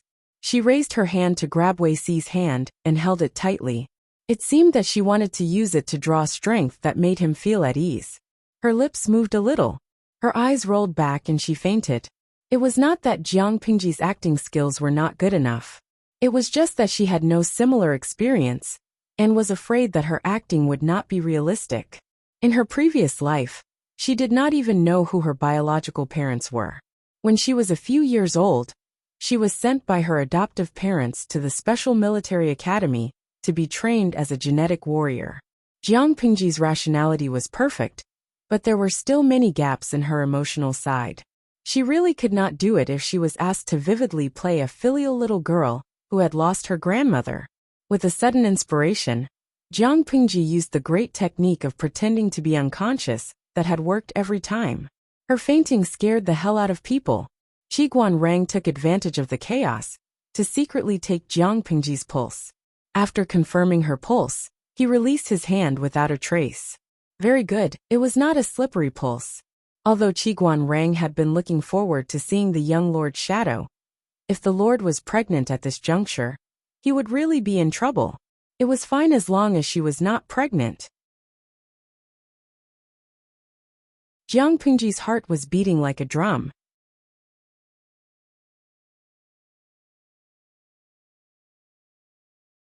Chapter 1253. Of course, Qiguan Rang did not realize that she was pretending to be unconscious. Not only him, but the others were also shocked. Not long after, the news that Jiang Pingji had suffered a huge blow from her grandmother's death and was bedridden spread, causing panic among the people. She was the leader and backbone of the entire force. Many people began to panic when she suddenly fell seriously ill and fell into a coma. After the military doctor's diagnosis, he said that Jiang Pingji was too grief-stricken, which triggered a chronic illness. If she was not young, she might not have woken up. For the sake of her health and life, it was not advisable to rush about or worry about things. She should rest and recuperate in peace for 3 to 5 months. 3 to 5 months? It would be too late by then. When the generals and soldiers heard about this, their hearts felt cold. Their lord fell ill, and the morale of the army was disrupted before victory was achieved. This was not a good sign. For a moment, the camp was filled with a depressing atmosphere. They were worried about Jiang Pingji's situation. At this time, a few generals stood up to reorganize the camp. Fu Wang took over the military power and encouraged the generals. The overall morale did not drop but rose. Their lord fell ill. They needed to pull themselves together and defend the land so that the enemy would not dare to invade. The morale of the army outside has stabilized. Jiang Pingji, who was rumored to be seriously ill and unconscious, was leaning on the table. She was in high spirits and had a ruddy complexion. She did not look like a sick person at all. Fu Wang said solemnly, "It has stabilized. The morale of the troops is high and they are training harder than before." Jiang Pingji nodded. Her thoughts could not help but return to that day. Everyone thought that she was really ill, and they were all very anxious. However, they were smart people. After a while, they realized that something was wrong. Their lord was as strong as a wild bear. Even if she was really grief-stricken, she would not faint so easily, right? Finally, they dismissed the idlers around them and waited for Jiang Pingji to wake up. Jiang Pingji lay on the sickbed and quietly opened one eye. She realized that her trusted subordinates were all there, staring at her with unkind expressions. She had overturned the car. The scene of the car accident was extremely tragic. Coupled with the merciless mockery of the salted fish in the streaming room, the situation was extremely chaotic. Tai Jiashi. Streamer, have you heard of the story of the boy who cried wolf? Lei Dianfuang. Trash streamer, what a waste of my feelings. My worries just now have all been fed to the dogs. Black Blade Master. I didn't expect you to be such a streamer. When did you become so good at pretending to be unconscious?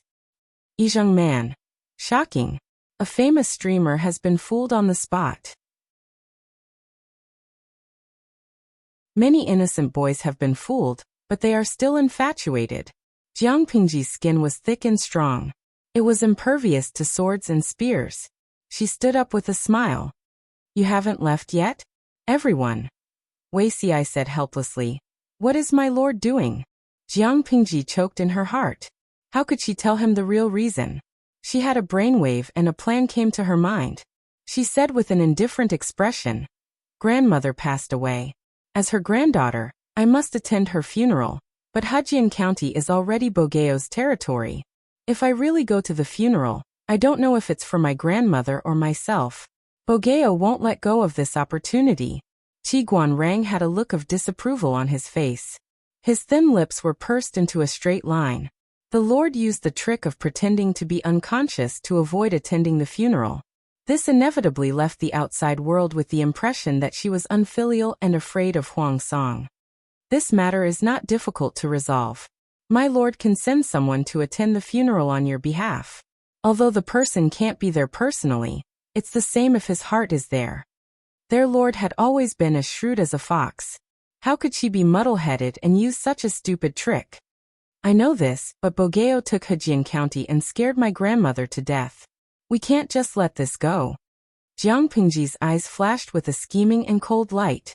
She smiled and said, What if the news spreads that I'm too grief-stricken and have a chronic illness that makes it difficult for me to travel? Bogeo's side will definitely be suspicious. Once the news is confirmed to be true, they will let down their guard. The army can take this opportunity to move their troops around and launch a surprise attack. Everyone was stunned. They didn't expect Jiang Pingji to pretend to be unconscious to be her strategy. Jiang Pingji continued, Hejian County has always been a battleground for military strategists. Bogeo has the advantage of the right time and the right place to station his troops here. He has Haozhou and Qinzhou. He can take advantage of the terrain and divide his troops to attack Wanzhou and Sangzhou. We can only respond passively. In addition, Bogeo and I formed an alliance to attack the Meng family in Sangzhou. He crossed the river from the lower reaches of the Song River to attack Sangzhou. He's already familiar with the route. Although Huang Song only had 2 prefectures, his position was a pain in the ass for Jiang Pingji. Huang Song had taken over Hejian County, so Wanzhou had become a close target for him to attack. Jiang Pingji had been operating in Wanzhou for so many years. How could she bear to use Wanzhou as the main battlefield for the confrontation between the two armies? Even if they won the war, Wanzhou would be destroyed. It would really be like the saying, after being busy for a few years, everything would be back to square one. She was now afraid to take action. But Huang Song had nothing to fear. In order to protect Wanzhou, Jiang Pingji had to move her troops first and further push the battlefront to Huang Song's territory. After listening to her, everyone revealed a thoughtful expression. What their lord had said was what they had been most worried about recently. Wanzhou must not be lost. They didn't expect their lord to be so meticulous and take the risk to make this plan happen. Salted Fish in the livestream room listened in a daze. Tudu Feiqiu. I really believed the streamer's words. Lao Ciji Lianmeng. I've been stuck with a year's worth of instant noodles. The streamer definitely came up with this at the last minute to smooth things over. Inuejia Zhugachinma. Haha. The streamer is really an elite and outstanding talent who lies with her eyes wide open. I'd be blind to believe her words. They had been following the livestream room for so many years. They knew what kind of person Jiang Pingji was, alright? Unfortunately, no one else could see their complaints except Jiang Pingji. Yang Si found a military doctor to diagnose Jiang Pingji. In the end, he concluded that she had been grieving too much and had triggered an old illness. She could only rest quietly and not tire herself out.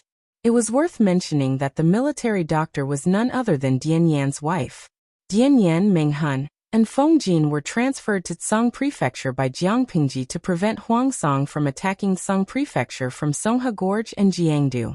Han Yu, Xieze, and Qin Gong were transferred to Zhe County and Hu County by her.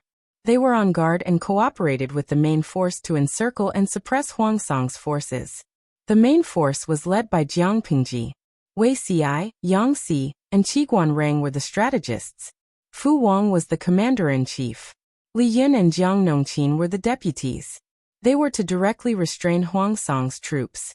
Sun Wen guarded the northern borderline to prevent the herdsmen of the northern borderline from rebelling during the chaos. Su Ku and Feng Zhen defended Wanzhou and Chengzhou. Bai Ning led the troops to guard the rear for the first time. Cheng Yuan was transferred to Hu County. The troops seemed to be scattered, but in fact, they were all targeting Huang Song. After discussing a comprehensive plan, Jiang Pingji continued to be her patient. She was only responsible for pretending to be sick every day. Wei Xi took on the responsibility of representing Jiang Pingji to attend the funeral. He rushed to Hejian County overnight. Qi Guanrang expressed that he was up to the task. Wei Xi was not from Hejian County. He was not very familiar with the roads. Qi Guanrang was different. He was half a son-in-law of Hejian, and had stayed there for several years. Jiang Pingji glanced at him with a faint smile. Her gaze immediately fell on Wei Xi. Qi Guanrang was silent. How could he forget again? Wei Xi was someone his lord had set her eyes on. Attending the funeral on her behalf this time was a disguised acknowledgement of Wei Xi's identity. TSK. The sour smell of love was everywhere.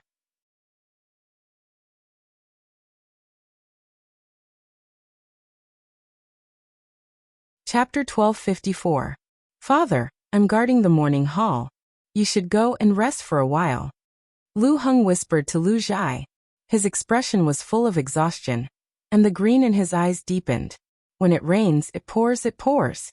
The ship is late, and the wind hits the head. This year, Madame Lu seemed to have offended the Tai Sui, with everything going her way. First, the Zhang family of Hejian and Huang Song colluded, and betrayed Hejian County, causing the entire Lu family to be put under house arrest. Then the old lord died of anger. His father also fainted in the morning hall, because of excessive grief. Despite his illness, he managed to hold the funeral. Lu Heng watched his father age more than 10 years in a few days. The leisurely and elegant life was replaced by depression and illness. Lu Zhai was sick, very sick. When he coughed just now, he vomited a mouthful of sputum with blood. Lu Heng was frightened by the situation. He was afraid that his father would be too tired and die with his grandmother, so he tried to persuade him to rest. However, Lu Zhai was stubborn. Not only did he not want to rest, but he also paid more attention to the old lord's funeral. He asked about everything. "It's okay. Father, your health is more important. If grandmother is watching from heaven, she will feel sorry for you." Lu Heng said all kinds of good things, but Lu Zhai still couldn't move him. "Burn more ghost money for your grandmother." Lu Zhai couldn't help but cough after saying 2 sentences. Her obscure eyes were dim and lifeless. "In addition, increase the amount of money you donate to the temple by 20%. You must make the master of the temple work harder, and recite more scriptures every day." There were many temples near Hajin County. Most of the local gentry believed in Buddhism. When the old lord passed away, the most famous master in the area was invited to recite scriptures and perform rituals for the deceased for 49 days. After working hard, Lu Zhai's condition worsened. In just a few days, he was tortured until he was thin. Seeing this situation, Lu Heng's eyes became moist. He didn't expect his father to have such deep feelings for his grandmother, and to be so dedicated to her funeral. She was gone, and the dead were the most important. As a junior, Lu Heng couldn't complain about the excessive things his grandmother had done. "Let everything go," he said. "Your son understands. I will definitely remember to donate 20% more of the money for the sesame oil." According to the customs of the day, the time to stop the coffin was different, depending on the financial situation of each family. For example, the time to stop the coffin was 1 day 7, 3 days 7, 5 days 7, or 7 days 7. For an ordinary family, the funeral could be held after 7 days. For a wealthy family, it was a little longer. For those with status and prestige, the funeral would be held for 49 days. The old lord's position in the Lu family was not low. Naturally, the number of days when the spirits stopped was based on Muqiqi. After the funeral was over, it was followed by a grand burial. The coffin was placed in the grave of Lu Zheng's biological father. The 49 long days didn't just torture the old lord's corpse, it also tortured the filial sons and grandsons who were guarding the coffin. Lu Zhan's body suffered even more with his illness. Just after the 7th day of the old Fengjuan's death, he fell ill and could not take care of the mourning hall. Hearing this news, Huang Song said in surprise, "Lu Zheng is also sick? Really?" Keeping vigil at the coffin was hard work. The seasons were changing and many of the Lu family members had fallen ill. There were not enough doctors in the manor, so they could only hire people from outside the manor. Huang Song took this opportunity to plant a few spies. The doctor who was treating Lu Zheng was one of Huang Song's people. The doctor did not dare to hide anything and hurriedly raised his hand to report to Huang Song. "It's absolutely true. His body is severely damaged. He is weak both inside and out. Moreover, he is overly worried and depressed. If he does not rest and treat himself, I'm afraid he won't be able to last until the day the old madam is buried." Huang Song's eyes widened in shock. He blurted out, "It's that serious?" The doctor said, "It's serious, not light. The Lu family has offended the Tai Sui this year. The old madam just passed away and the eldest son is on his last breath. Are they going to hold a funeral?" Huang Song did not care if Lu Zheng died or not. He only cared that if Lu Zheng died, he would have to take the blame. "Go back and treat him well. Use whatever medicine is useful. Don't be stingy. Even if you use strong medicine, you have to keep him alive. Don't let him die." Huang Song did not want to recite 2 funeral rites in a month. It was too unlucky. If Lu Zheng died and he was blamed, wouldn't he feel wronged? Hearing Huang Song's instructions, the doctor did not dare to let his guard down. He carefully attended to Lu Zheng. After a few days, Huang Song received news from the scouts in front.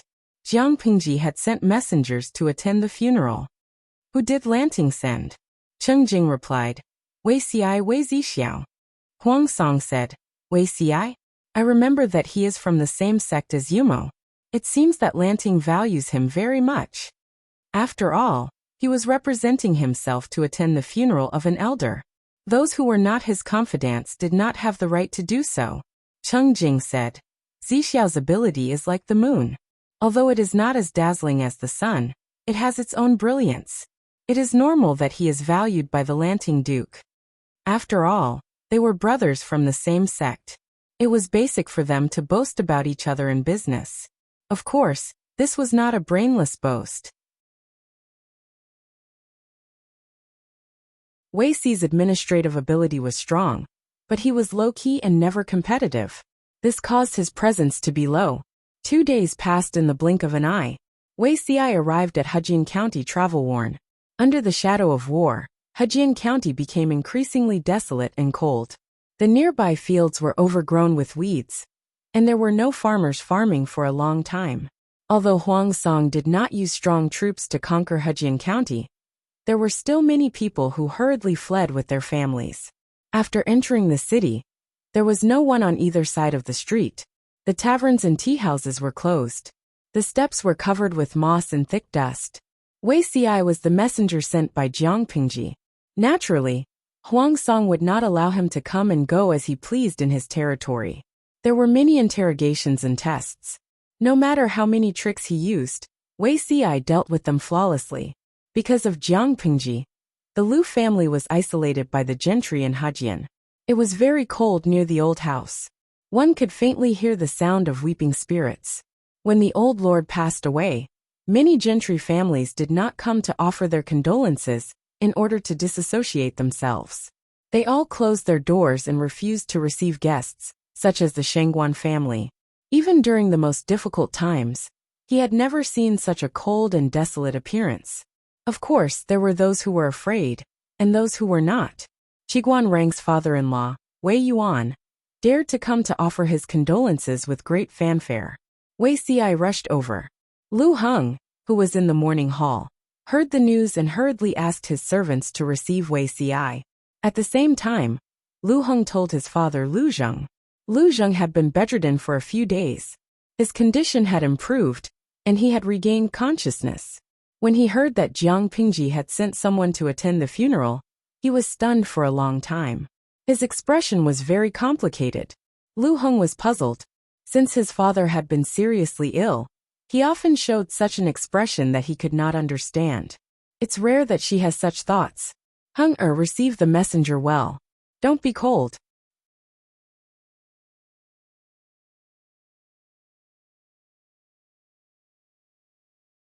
Chapter 1255. Receiving the news that Wei Si had come to attend the funeral on behalf of Jiang Pingji, the Lus had mixed feelings. They knew that Jiang Pingji's independence not only slapped the Lus in the face, but also made them the laughingstock of the world. They wished they could straighten their backs and kick her messenger out. At the same time, they were secretly happy that she had not forgotten her clan and knew to send people to attend her grandmother's funeral. Just as Lu Zheng had said, they were meat on the chopping block. The law of survival in troubled times was one's fist. Only those with a strong fist had the confidence to speak. Without a strong backing, whether it was the gentry or the feudal lords, sooner or later, they would be fat fishes on the chopping block waiting to be slaughtered. The people of the Lu clan had seen too many things happening in the past few days. The once lively clan was now deserted. The huge contrast made many people feel uncomfortable. Because of this, they also deeply realized the importance of power and fists. They obviously hated Wei Si, but they still had to put on a smile to deal with him, for fear of angering him. Wei Si did not care about these people with different thoughts.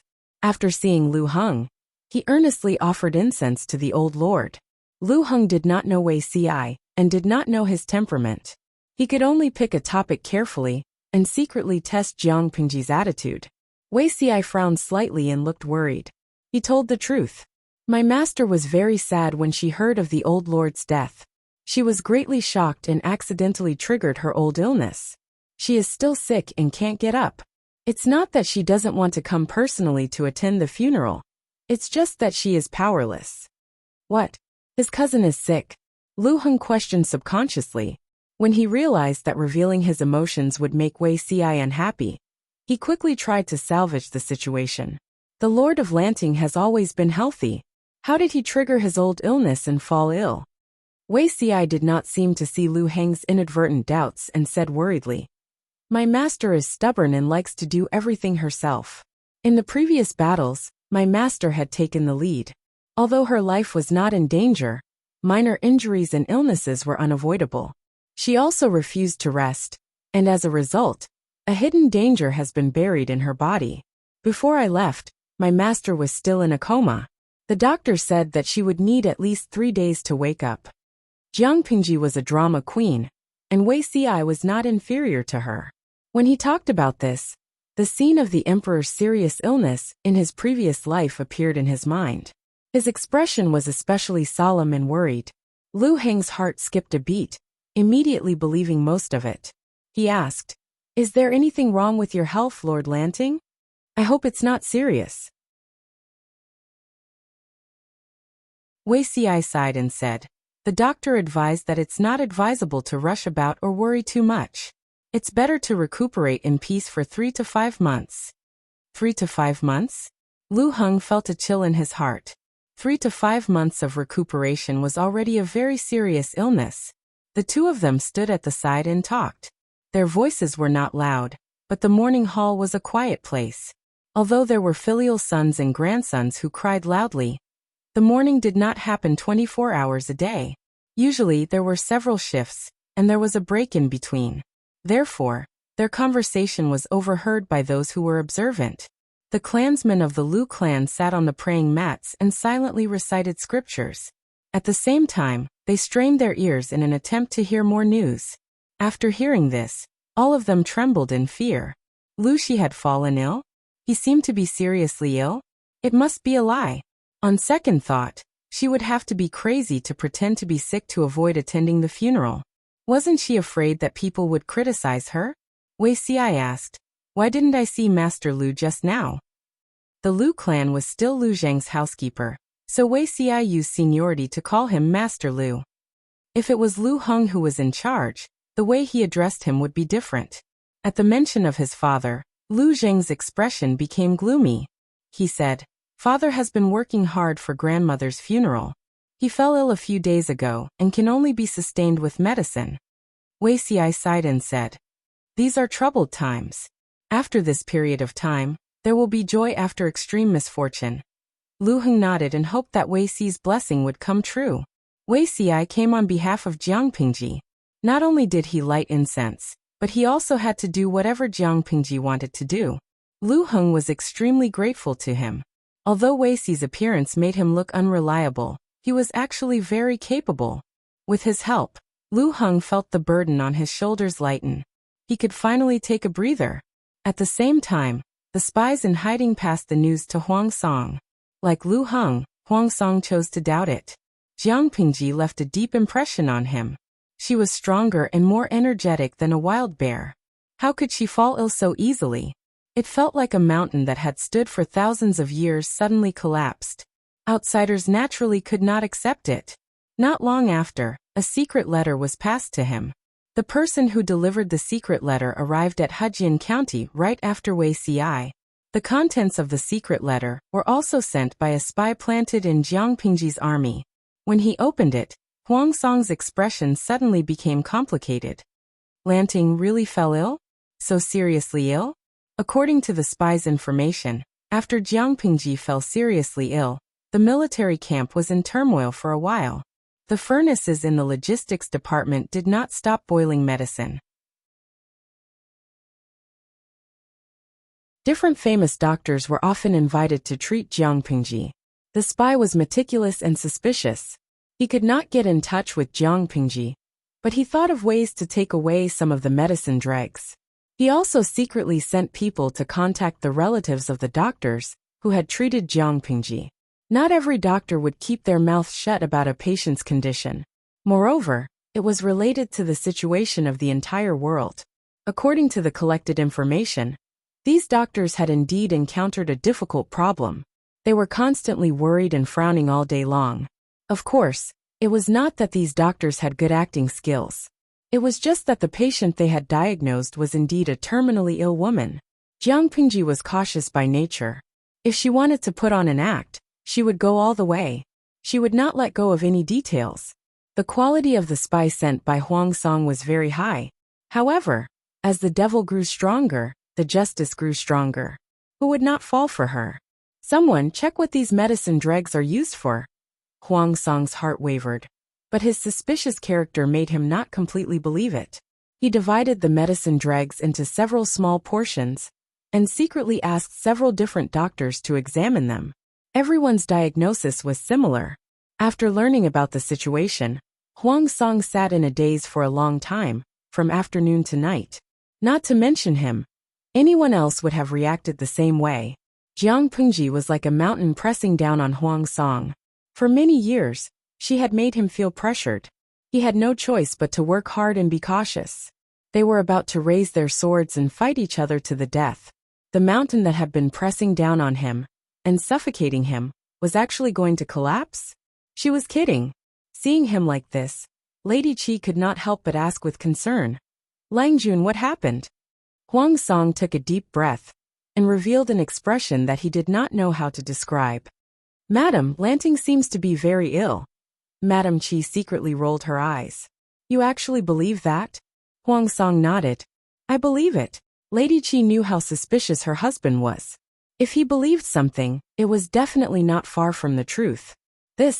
What's going on?" Lady Qi looked surprised and said, "Langjun, why don't you invite these gentlemen to the house for a chat?" Huang Song slapped his forehead.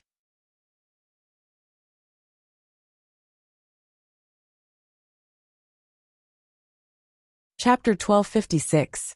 Lu Shi was seriously ill? How was that possible? When Feng Ju and the others heard the news, their first reaction was disbelief. Especially Qing Jing, who had the privilege of watching Jiang Pingji kill demons up close. He knew that Jiang Pingji was afraid of demons and ghosts. He did not believe that her grandmother's death could affect her to this extent. However, facts spoke louder than words, and the evidence was irrefutable. In terms of skepticism, they were far inferior to Huang Song. Even Huang Song was convinced by the collected evidence. How could they doubt the truth? Suspicion required evidence. They could not find any evidence or flaws to overturn the fact that Lu Shi was seriously ill. Could it be that they could only rely on intuition or irresponsible guesses like "I think"? "My lord, you mean to seize this opportunity?" Jiang Pingji was seriously ill, and there was no leader in the camp. No matter how capable the strategists and generals were, they could not overstep their authority in many matters. Losing their lord meant that they had no backbone. They would be overcautious in both offense and defense. This was a good opportunity for Huang Song and the others to take advantage of the situation. Huang Song nodded. "There's only one chance. We don't know when Lanting's condition will improve or worsen."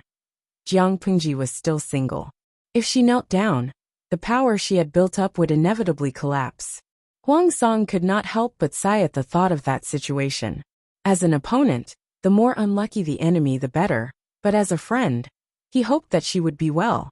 Of course, before the outcome of the battle was decided, the relationship between him and Jiang Pingji was only hostile. Cheng Jing said, "I'm afraid it's not appropriate to send troops rashly. It's better to test the waters by deploying troops." Feng Ju glanced at Cheng Jing in surprise. It was the first time he was so cautious. Yumo is right. Lu Shi has always been treacherous and cunning. Even if there is irrefutable evidence, we should be more cautious. Huang Song was a little hesitant, but Cheng Jing and Feng Ju's words made sense. They should test the waters first. If there was a trap, they would not lose everything. If possible, keep a close eye on Zixiao. Cheng Jing thought for a moment, then added, "Since he is the messenger sent by Duke Lanting, he should know very well whether Duke Lanting is really sick or not, and whether his illness is serious. He can act for a while, but he can't act all the time." No matter how much information was obtained from the front line, as long as Wei Ci revealed a flaw, the truth would be clear at a glance. Huang Song agreed and nodded his head.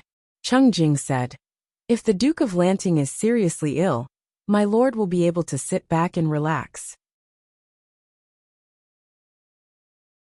Wei Ci did not know that Cheng Jing had set a trap for him, a fellow disciple, but he also knew that there were countless eyes lurking around him. In his previous life, he was able to control his emotions and ambitions, and his mentality had long been tempered. In an unfamiliar environment, he needed to be even more cautious. As the Lord's trusted aide, How should he react when the Lord was seriously ill and in a coma? Wuxia was very clear about this because he had the template from his previous life. His mind kept replaying the scenes of the emperor's serious illness and the constant treachery of the court in his previous life. It was only natural for him to show worry and worry. Although it wasn't to the extent that he didn't care about his appearance, he looked very dispirited and depressed. According to his habits from his previous life, he copied the scriptures for Jiang Pingji's prayers. He would forget himself as soon as he copied. Every day at 2 o'clock, he would go to the morning hall to keep vigil for the old lord for a while. Then he would return to his bedroom to wash up and copy the scriptures for his lord to pray for blessings. He did not know how many pairs of eyes were watching him in the dark, and when they would be watching him, what he had to do was to put on a good show. After a few days, an unexpected visitor came to the door. Master Liaochen? This person was none other than the old monk who had given him the phoenix fate that he had met by chance in the past. Master Liaochen was a monk hired by the Lus to perform religious rites for the old lord at a high price. The alarm bells in Wuxi's heart rang loudly, and he quickly tensed up. Donor Wei, is it convenient for me to enter the house now? Master Liaochen looked at Wuxia with a smile. Seeing that the vital energy around Wuxia had not dissipated, his smile deepened. Wuxia moved aside to let Master Liaochen in. At the same time, his heart was beating like a drum. He did not know the purpose of Liaochen's visit. Wuxia knew very well that Master Liaochen and Jinren Liuru were both otherworldly masters. They could see many unscientific things. Others did not know about Jiang Pingji's situation, but these old fakes always had their ways to know. After so many years, Donor Wei's complexion is much better. Wuxia said. Thanks to you, I have been taking good care of myself these past few years. My body is much healthier than before. Master Liaochen looked at the scroll on the table. It was filled with neat and elegant words, just like Wuxia. Wuxia saw that Master Liaochen was looking at the scriptures he had copied. His ears turned red and his gaze became uneasy. Master Liaochen, are you here to reminisce about the old days? Master Liaochen shook his head. No, I am here because I have something to discuss with Donor Wei. Wuxia said. Master, please speak. Master Liaochen said. Donor Wei, do you remember the demon that was mentioned before? Wuxia replied humbly. Of course I remember, but I have not been able to find any traces of it all these years. I am very worried. Do you have any clues here? Master Liaochen shook his head regretfully. I don't have any clues, but an old friend asked me to pass something to you. Then Master Liaochen took out a jade seal and placed it in front of Wuxia. The jade seal was unique and exquisite. It was 7 inches thick and 2.5 inches long. It was as white as snow and had a transparent texture. There was an inexplicable coolness to the touch that made one feel refreshed. When he saw the jade seal, Wuxi's eyes widened. He straightened his body and leaned forward to pick up the jade seal. Isn't this the seal that Jinren Liuru uses to invite the gods to come to the altar? Almost every Taoist priest would use a Taoist seal during religious ceremonies and ceremonies. This was an important tool for them to eat, and it was used for stamping when they were handing out the forms. It was said that only the sealed documents could be received by the gods, and they could command the ghosts and gods to do their bidding. Jinren Liuru was considered half his teacher. Wuxi's current skills as a charlatan were taught by him. How could Wuxia not be familiar with the seal he used? Master Liaochen said. A few years ago, this person fled to Hejian in a hurry. He attacked the mountain gate without any explanation and left this behind. A few years ago? Wuxia was shocked and asked about when. Master Liaochen gave an approximate time. Wuxi's heart skipped a beat. Jinren Liuru fled to Hejian not long after they met. Although there was no evidence, Wuxia felt that the trouble he encountered must have something to do with him. Master Liaochen smiled. That person is fine. His life should not be in danger. Donor Wei, don't worry. Wuxia let out a sigh of relief. He looked down at the exquisite seal in his hand, not knowing what Jinren Liuru was hinting at. Master Liaochen said, in Taoism, the seal is mostly used to invite the gods to come to the altar. This jade seal has followed many masters, and has long developed spirituality. Not only can it be used to invite the gods, but it can also suppress evil spirits. The Jinren left this to you for the latter. Wuxia was not a Taoist and he had no occasion to use the seal. After thinking about it, the only possibility left was suppressing evil spirits. I know a little about divination, but I don't know how to subdue demons or where the evil spirits are. Jinren gave this to me. What a waste.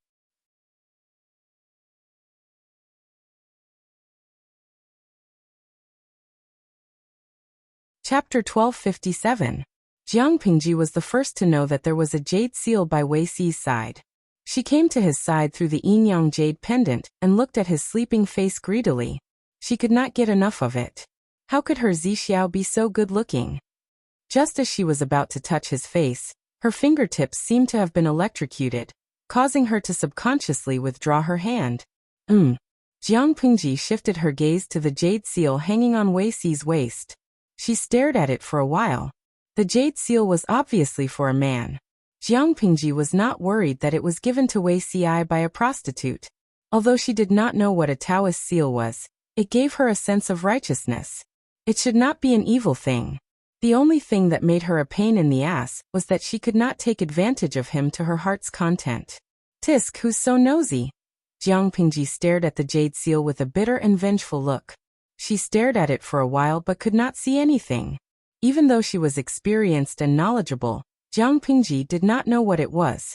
She only knew that it was good for Wei Xi. For that reason, she would not dismantle it violently. Before leaving, Jiang Pingji looked at Wei Xi deeply and sighed faintly. She went back to plant mushrooms. She felt that she had a bad mouth. Of all the things she could say, she had to pretend to be sick. As a patient, she could not go anywhere other than her own tent. Her only pleasure was to wander to Wei Xi's side to relieve her longing. She felt that she had nowhere to vent her energy. When she was bored, she could only chat with the idle audience. At that moment, she felt that the idle audience was so cute. Otherwise, she would be so bored that she would go crazy. Although the undercurrent was surging and war was about to break out, the old lord's body had stopped for 49 days. It was time to hold a funeral. Before the funeral, the filial sons and grandsons could see the old lord one last time. Wei Xi replaced Jiang Pingji's position, so naturally he could see the old lady one last time. Although the body had stopped for 49 days, a lot of things were used to preserve the body every day. Therefore, the old lord's body had not rotted after such a long time. When the family buried the body, they applied some powder on the old lord's face. His complexion looked rosy and lifelike. If it weren't for the stench of a corpse lingering in the air, and the fact that they could feel the coldness from the coffin, they would have thought that the old Fengjun was still alive. Wei Xi glanced at the old lord's corpse. At first glance, there was nothing, but at second glance, he felt that something was amiss. It was rumored that the old lord died from anger, but Wei Xi had asked Lu Heng about the real cause of death. Because thick phlegm was stuck in his throat, he died because he could not breathe properly. This way of dying was quite special. It was very painful for an old man. On the day of the old lord's burial, Lu Jue, who was seriously ill, forced himself to come and send him off. No one could dissuade him, and could only support him as he walked. After opening Lu Zhai's father's grave and going through a series of rituals, the old Fengjuan's coffin needed to be buried inside. After the tomb was sealed, Lu Zhen cried bitterly and finally fainted. Everyone was in a flurry again. Lu Zhai's life was saved, but the condition of his body was worrying. The doctor also said that even if he recuperated well, he only had a few years left to live. Wei Xi left after taking a look at Lu Zhai. He chose a remote path to return to the house and inadvertently heard a few words. The old lord was arrogant when she was alive and liked to be extravagant. The maids who served her also liked to use her power to bully others and secretly take advantage of her. Once she died, the monkeys would scatter when the tree falls. These maids lost their support and were now living a difficult life.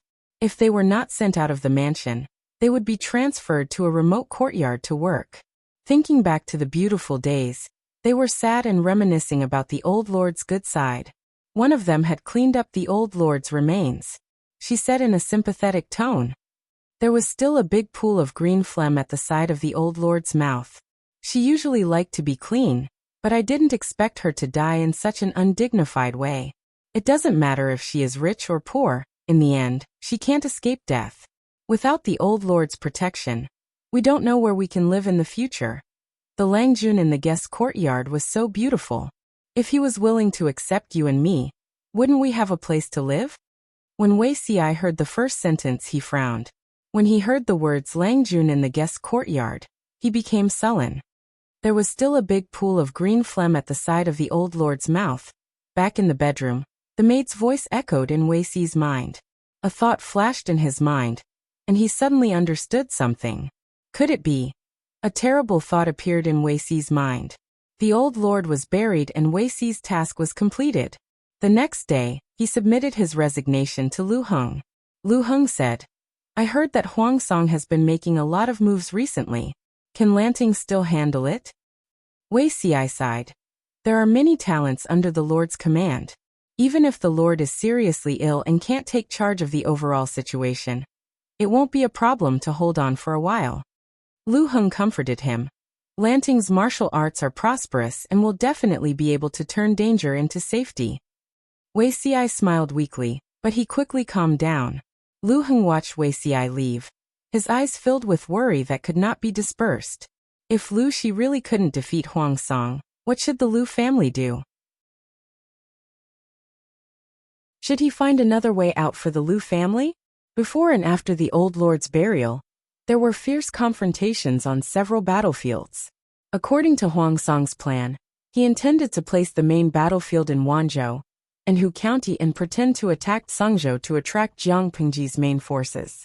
Jiang Pingji's cavalry had an obvious advantage. If they mainly attacked Songzhou, the enemy would have the terrain advantage, and they would suffer a great loss. A feint attack should look like one. Huang Song mobilized his troops and sent people ashore from Gorge River between Qinzhou and Songzhou.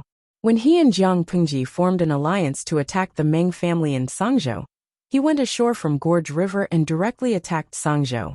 Jiang Pingji ordered Dian Yan, Meng Han, and Feng Jin to guard Songzhou and keep an eye on the situation around Gorge River. Dian Yan asked, Military counselor, according to the scouts, the enemy is ready to go ashore. Should we send troops to stop them now? Gorge River was located in the middle and lower reaches of the Song River in Songzhou. The river was wide and the water was gentle. It was very suitable for people to go ashore. Feng Jin said, There's no hurry. Let them in. Feng Jin had also received news that Jiang Pingji was pretending to be sick, so he was not in a hurry to stop Huang Song's troops at Gorge River. Since they were going to act, they naturally had to act realistically. This time, the battle line was too long. Feng Jin's side was not assigned many troops. If they confronted the enemy on the other side of Gorge River, it would be easy to be seen through. It was better to follow the plan. First, let the enemy drive straight in. Then, when they were full of ambition, they would reveal their killer move. Because Feng Jin had already sent people to send the people nearby away, letting the enemy in would not cause too many losses. Dian Yan asked, The enemy has a large number of troops. Letting them go ashore, I'm afraid it's not appropriate. Feng Jin shook his head. To Huang Song, Songzhou is not as important as Wanzhou or Hu County. Hu County has a lot of land. If we can take it, we won't have to worry about winter food after the autumn harvest.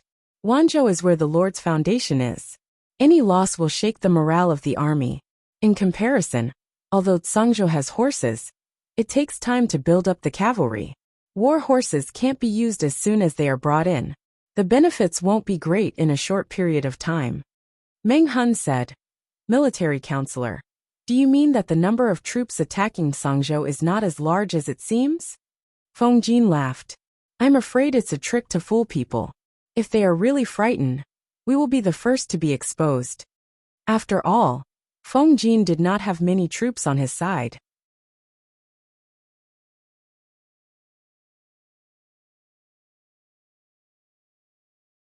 Chapter 1258.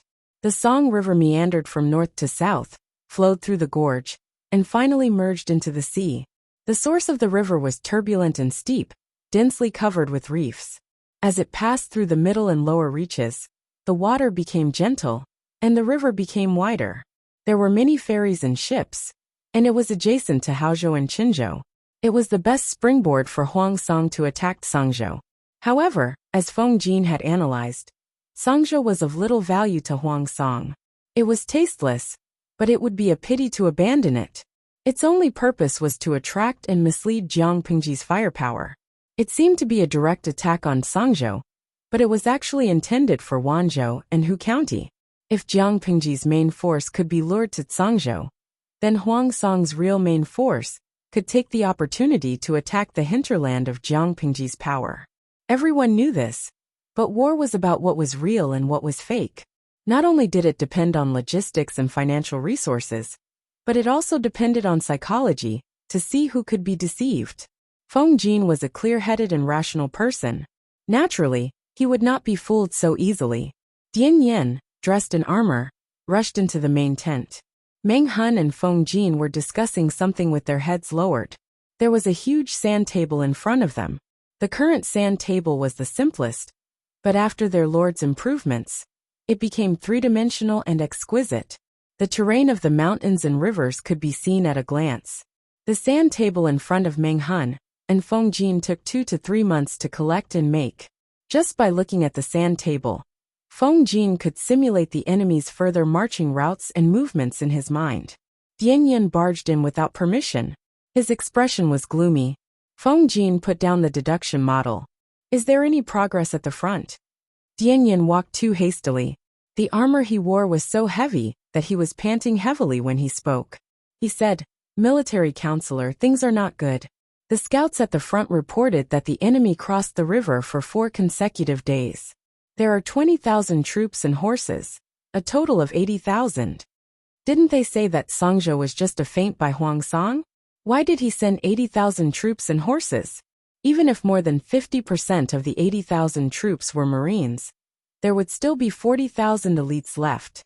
40,000 elites was not a lot, but they did not have that many troops stationed in Sangzhou. They might not be able to resist."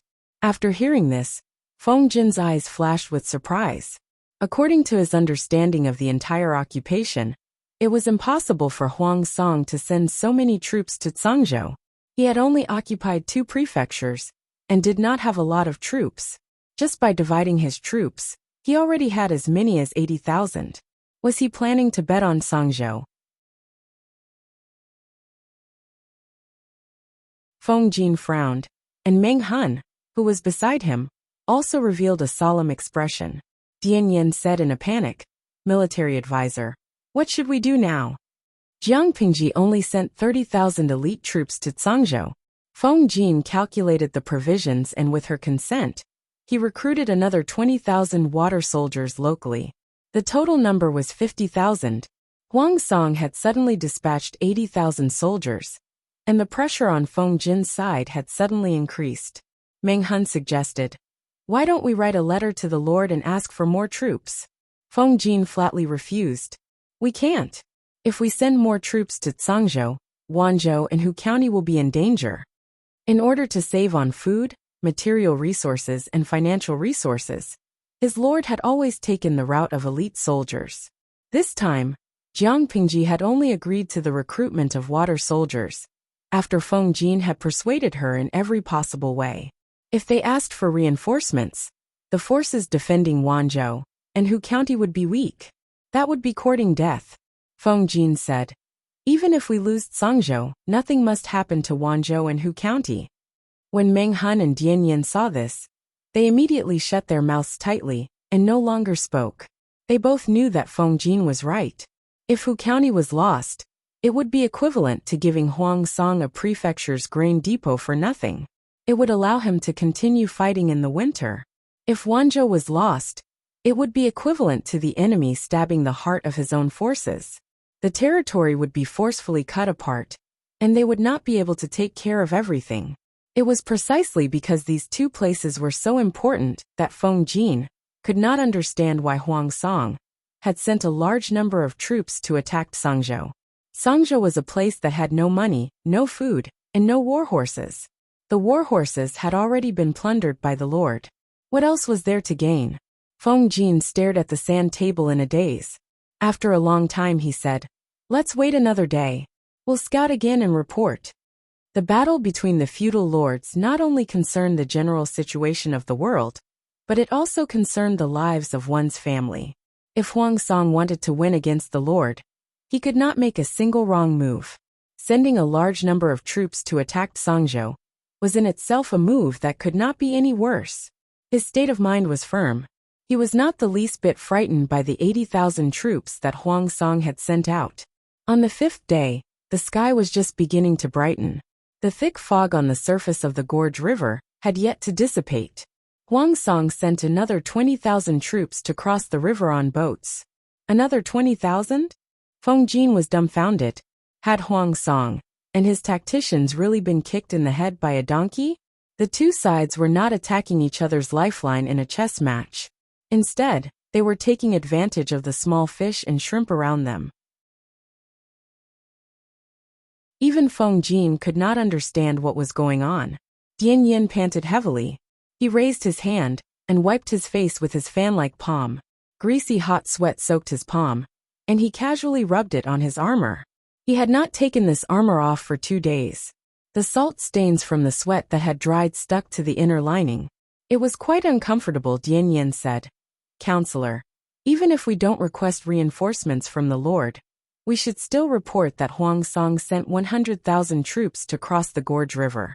100,000? Did Huang Song fish out the coffin? Feng Jin raised an eyebrow. "I will report to the Lord." Seeing this, Dian Yin could only sigh inwardly. Feng Jin's attitude was already very clear. He would rather put Songzhou in danger to protect Wanzhou and Hu County. Thinking of this, Dian Yin's spirits were lifted. Only after resting could he fight the enemy to his heart's content. F***ck them. Just as Dian Yin was cursing in his heart, Feng Jin said, "The troops that Huang Song sent were about 30,000 to 40,000. 30,000 to 40,000? The scouts reported that it was clearly 100,000. Dian Yan's cultural studies had been tutored by Yang Simeng. He could not compare to a professor of the 5 classics, but he could still count. It is precisely because the number of 100,000 is too large that the real number of troops is only 30,000 to 40,000. Feng Jin said, "There is a saying in military strategy that all is fair in war. If Huang Song really sent 100,000, or even more troops to attack Songzhou, why has there been no movement in the past 5 days?" Feng Jin had no evidence, but he believed in his own judgment. Beside him, Meng Hun was extremely surprised. "Then this 100,000, Feng Jin frowned. "I suspect that the enemy is probably divided into 2 groups. They cross the river during the day and circle back at night. The 2 groups take turns. They cross the river back and forth, causing the scouts to misjudge and mistakenly believe that the enemy has sufficient troops. If this is the case, everything makes sense." Dian Yin and Meng Hun were speechless. Was there such a trick? Feng Jin continued, "Of course, this is just speculation." Dian Yin and Meng Hun simultaneously shuddered. If they could not withstand the psychological pressure exerted by the enemy and really requested for more troops, for the sake of caution, we still have to make a comprehensive response and not give the enemy a chance to take advantage of the situation. Even if Songzhou was only a chicken rib, if he could swallow it, Huang Song could still gnaw some meat out of it. He had nothing to lose now, but his lord had to be cautious.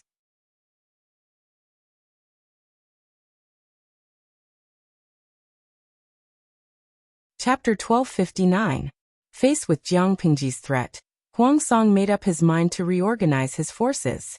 The first to be targeted was the Yuans. Half of the generals under Huang Song's command came from the Yuan clan. In order to curb the negative influence, he also put in a lot of effort. Yuan Xian, the informant, was taught a lesson. Yuan Xian was locked up in the small dark room for a while, and finally became obedient. Even if he still didn't like Nie Sun, he didn't continue to snitch on him. The expedition this time was related to Huang Song's life. Yuan Xian, the old diehard fan, apologized to Nie Sun with a thorn branch on his back, so that he could go to the front lines to continue fighting for his lord. After successfully reconciling with Nie Sun, Yuan Xian was once again used by Huang Song to be in charge of the Tsangzhou battlefield. Feng Jin's previous analysis was not wrong. Huang Song's main target was not Tsangzhou. This was considered a peripheral battlefront. Yuan Xian was unhappy that it wasn't the main battlefield. He had already swallowed his pride and apologized to Nie Sun. The two of them had also successfully reconciled. Why did the Lord no longer trust him? Instead of putting him in charge of the main battlefield, he was transferred to the periphery? Nie Sun knew what he was thinking, but he didn't know what to say. That's right, Huang Song's maneuvering was extremely flashy. He let Nie Sun be Yuan Xian's strategist, and the two of them became partners. It wasn't that Huang Song did it on purpose. It was just that Nie Sun understood Tsangzhou well enough, and had a gentle temperament. Therefore, not only did Nie Sun have to deal with the official documents in the military and train his soldiers, he also had to appease the emotions of his old, die-hard fans. With his silver tongue, he successfully twisted the truth, and made Yuan Xian think that Huang Song still valued Yuan Xian as much as before. What should he say? Although Tsangzhou was of little value, it was of little value that attracted Jiang Pingji's main force. If he could exert pressure on her to misdeploy her troops, wouldn't that be a greater contribution than fighting on the battlefield? Nie Sun's words were reasonable, and he had even drawn a beautiful blueprint for him. No matter how much Yuan Xian hated him, he was moved.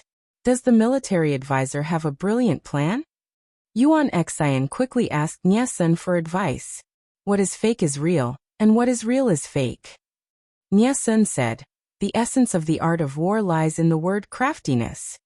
In other words, not only were there hot-blooded killings on the battlefield, but there were also treacherous contests that were not inferior to those in the imperial court. Even if he had the strength of 1,000 caddies, if he didn't have a plan to go along with it, he would just be a brute. Nie Sun saw the impatience in Yuan Xian's eyes, so he straightforwardly told him his plan. Huang Song had only given Yuan Xian 45,000 soldiers and horses. Although these 45,000 soldiers and horses had all been trained, they were still far from being elites. Using these 45,000 men and horses to fight the enemy head-on was no different from sending one's head 1,000 miles away. The gift was light, but the sentiment was heavy. To the outside world, Nie Sun raised the banner of 150,000 elites. Inside the camp, Nie Sun ordered his troops to split into two groups. One group would cross the river, while the other group would wait in the camp. After crossing the river, the first wave of troops marched to the east and set up camp. They would sneak back late at night when the water was foggy. The second wave of troops would cross the river the next day. By going back and forth like this, they could naturally create the illusion that a large army was pressing down on the border. According to Nie Sun's judgment, there weren't many soldiers in Tsangzhou. 80,000 soldiers was enough to put a great deal of pressure on them. As long as they could not withstand the psychological pressure, they would write letters to Jiang Pingji for reinforcements, and make her make the wrong order to deploy troops. Their mission in the Tsangzhou battlefield would be considered completed. It would be best if they could take down Wanzhou, but at the very least, they would take down Hu County. If they took down the former, Jiang Pingji's forces would be cut off, and Huang Song would be able to defeat them one by one. If they took down the latter, they would have sufficient provisions and could continue sailing for another 1 or 2 years. Unfortunately, Nie Sun's plan was good enough, but his teammates dragged him down at the critical moment. Between 80,000 and 100,000, naturally, 100,000 was more powerful. Nie Sun was not a military advisor, so his authority in the army was less than Yuan Xian's. Yuan Xian could accept his opinion or not. Therefore, Yuan Xian drew a snake with feet and added a stroke. This addition did not waver Feng Jin's determination. Instead, it made him even more certain of his judgment. Because it was too fake. Nie Sun knew that Yuan Xian had taken matters into his own hands. He was so angry that his face turned green. Fortunately, there was no movement from Yuan Xian's side. Yuan Xian should not have done anything bad, so he reluctantly suppressed his anger. Yuan Xian did not feel that there was anything wrong. Instead, he asked Nie Sun happily, "Military advisor, do you have another brilliant plan?" Nie Sun wore a wooden expression. Send scouts to scout out the various places and pretend that we're splitting up. Then, we'll heavily attack one place. Since they had created the illusion of 100,000 soldiers, they naturally had to show the confidence of 100,000 soldiers. Otherwise, how could they continue acting? Yuan Xian was puzzled. How are we going to split up? They did not have enough soldiers. Wasn't splitting up courting death? Nie Sun said. Just use the same trick. To the outside world, they said they were splitting up tens of thousands of soldiers, but in reality, there were only 1,000 or 2,000. The rest of the soldiers would concentrate on attacking one place. As long as the enemy mistakenly thought that they still had such a fierce fighting force after splitting up, coupled with the previous misdirection, they would naturally set up a false impression in their hearts that the enemy really had 100,000 soldiers, 50,000 in the open, and 50,000 in the dark preparing to cause trouble. Because there was a lag in the transmission of information on the battlefield, it was not difficult to deceive the enemy. Yuan Xian stopped talking. He still did not like Nie Sun, but he had to admit that scholars were really evil at heart. If he were Nie Sun's opponent, he would have long believed that the enemy had 100,000 soldiers. The horn of war had not sounded yet, but he had already lost his momentum. Nie Sun's mechanics were indeed very flashy, but his opponent was no ordinary person either. He rarely moved on the battlefield, but it did not mean that he was weaker than others. Meng Hun was once a military officer under the Meng family. He was very familiar with the terrain of Zhangzhou. When the scouts continuously sent back news, he guessed where the enemy planned to attack. He discussed with Feng Jin and Dian Yan for a long time, and finally decided on a preliminary battle plan. Close the door and beat the dogs. According to Feng Jin's previous suggestion, they would first let the enemy's forces penetrate deep into Zhangzhou and show weakness to the enemy. When they became arrogant and complacent, they would then send out troops to intercept and kill them. The ordinary people had already evacuated in advance to avoid the disaster. Even if they gave up 1 or 2 cities, the loss would not be great. Feng Jin played along, and Yuan Xian and the rest met with very little resistance. They were not as fragile as paper, but they could not last more than a day. With such a fierce attack and chasing after the enemy, Yuan Xian took down 2 cities in a row. He was so happy that he could see his teeth but not his eyes. He also found Nie Sun much more pleasing to the eye. Military counselor really has good foresight. They are really afraid. Yuan Xian held the bronze wine goblet and drank a mouthful contentedly. The wine flowed from the corner of his mouth and slid down his neck. Looking at the situation, the rumor that the traitor Lu is seriously ill is probably true. Hehe, we can take Zhangzhou in less than half a month. By now, the letter requesting for reinforcements should have reached traitor Lu's side, right? It would be best if he dies of anger. That would be great. Nie Sun frowned and looked at Yuan Xian. Alcohol was forbidden in the army, but this person liked to drink. He drank a little every once in a while. He was really not afraid of causing trouble. But the Lord Huangsong was not here, so no one could control Yuan Xian. Lu Shi is seriously ill. That is unexpected. Nie Sun secretly shook his head.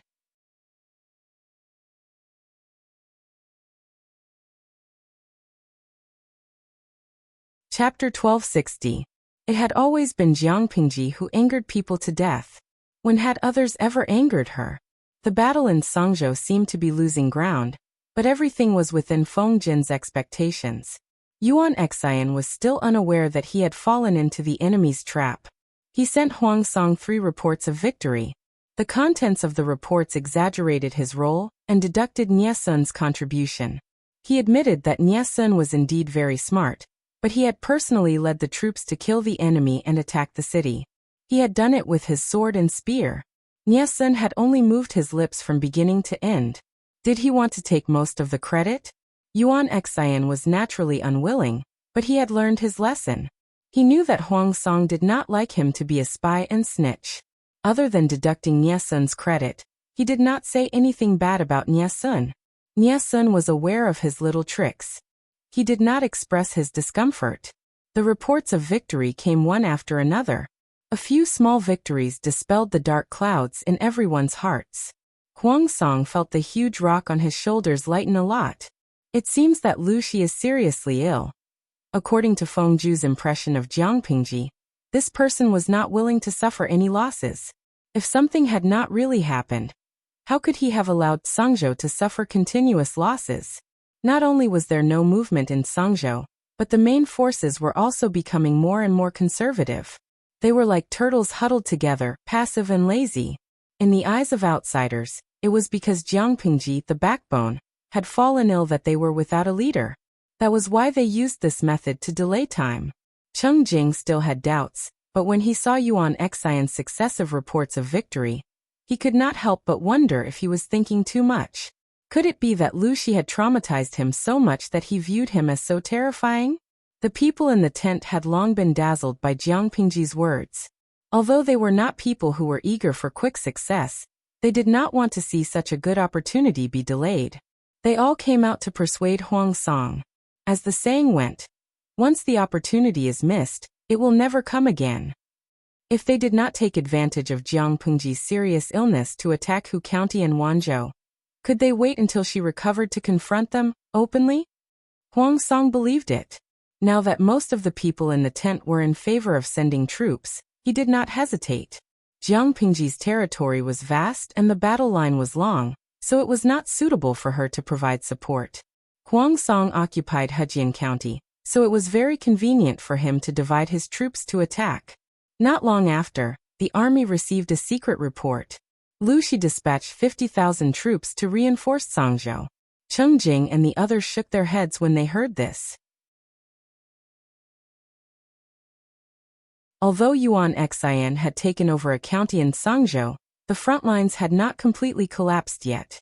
Now that they had sent 50,000 reinforcements, it was clear that their enemies were panicking. Although these 50,000 troops could stabilize the occupation of Sangzhou, they would also put Wanzhou and Hu County in danger. They all knew that Jiang Pingji was taking the route of an elite army. She only had about 200,000 to 300,000 troops. Dispatching 50,000 men to assist Sangzhou was equivalent to sending 30% of his troops to Sangzhou. Huang Song made a prompt decision to split his forces to attack Hu County and Wanzhou. Feng Zhu was in charge of the battlefront in Wanzhou, while he himself was in charge of attacking Hu County. Jiang Pingji's side only defended and did not attack. Although the line of defense had not been breached, they had fallen into a passive situation. Hu County was overseen by Cheng Yuan and Meng Heng, while Luo Yu commanded the troops and promoted several new generals. The situation was in a stalemate. Luo Yu was originally a commander of the Imperial Guards of Dongqing. Later, he was forcibly lured by Jiang Pingji onto the pirate ship. He simply resumed his old job in Xiangyang district of Wanzhou. All these years, he had been in charge of the security of the surrounding area. Luo Yu's efforts behind the scenes could not be ignored for so many years of peace in Wanzhou. It was too easy. At the same time, some of the generals were promoted and developed, but he was still in the same place. If it were not for the lack of manpower in Hu County, he would not have wanted to go to the front lines this time. Leading troops to war could cost lives. He just wanted to live comfortably. What Luo Yu lacked was not ability. If he was really incompetent, he would not have been able to become the commander of the Imperial Guards when Dongqing was still around. However, he was inclined to defend. Attacking was not his strong point. Jiang Pingji also knew Luo Yu's problem. She simply asked him to listen to Cheng Yuan and Meng Heng's suggestions. She also asked Han Yu, who was squatting in Zhe and Hu counties, to pay close attention to the situation in Hu County. If there was anything wrong, she would directly send troops to restrain Huang Song's troops and try to delay the battle until after the autumn harvest this year.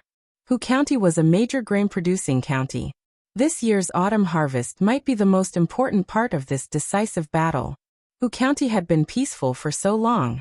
Suddenly, it was under pressure from a large number of troops. The people were in a panic. Luo Yu originally wanted to go out of the city to face the attack, but it was not a solution to keep defending. The people in Hu County were easily shaken. Military counselor, Huang Song has been attacking us for several days. It is not a good idea for us to avoid the battle. If it was possible, Luo Yu really wanted to lead his troops out of the city to fight and destroy the enemy's prestige and arrogance. Meng Heng and Cheng Yuan were also very helpless because Jiang Pingji's order was to defend, and they could not easily send troops out. Hearing this, Meng Heng could not help but frown. He said unhappily, "It has only been a few days since the battle started. The troops of both sides have not really fought, and the outcome has not been decided. The enemy has not even stepped half a step into Hu County. The enemy is not anxious yet, and we have already begun to retreat? Who is causing trouble behind our backs?" Hu County had a lot of grain reserves. They were not afraid of a war of attrition. It had only been a few days. Why was there someone stirring up trouble already? Luo Yu also did not understand. War was not a matter of 1 or 2 days. It was normal for a tug-of-war to last for half a year, or even several months. It was the first time he saw someone so impatient. "I will send people to investigate. I will not let the culprit go if he is caught," Meng Heng said. "I will have to trouble General Luo to take care of this matter." Luo Yu sent people to investigate in secret. He caught a few people who were spreading rumors, and killed them in public to correct the situation. After killing a few people who were spreading rumors, the morale of the army was stabilized. After this incident, Meng Heng smelled something different. He asked Luo Yu to kill a few people, and the others who were more well hidden were secretly watching them. Luo Yu did not understand. Why not kill these people too? Leaving them alive is a disaster after all. Meng Heng frowned deeply. He was deep in thought. Cheng Yuan, who was beside him, helped to explain. "Naturally, it is to cast a long line to catch a big fish. Our Lord has given us a death order to defend Hu County. We must not suffer any losses. Both sides have been in a stalemate at the border of Hu County for a few days. Under the situation where we have yet to show any signs of defeat, someone has taken the opportunity to stir up trouble and spread rumors that our army will definitely lose, shaking the morale of the army. Officer Luo, don't you think this is a little strange? It is never wrong to be more cautious." Meng Heng and Cheng Yuan were cautious people. They did not seek to be meritorious, but to not make mistakes. Meng Heng was also older and more mature than Cheng Yuan. It was not wrong to listen to him. Luo Yu said, "Isn't the morale of the army shaken because our Lord announced to the public that she is seriously ill? She was so ill that she was about to die. She did not even have an heir. It would be strange if those who did not know the truth did not panic." Cheng Yuan shook his head and asked Luo Yu, "Officer Luo, what do you think of the army in our Lord's tent?"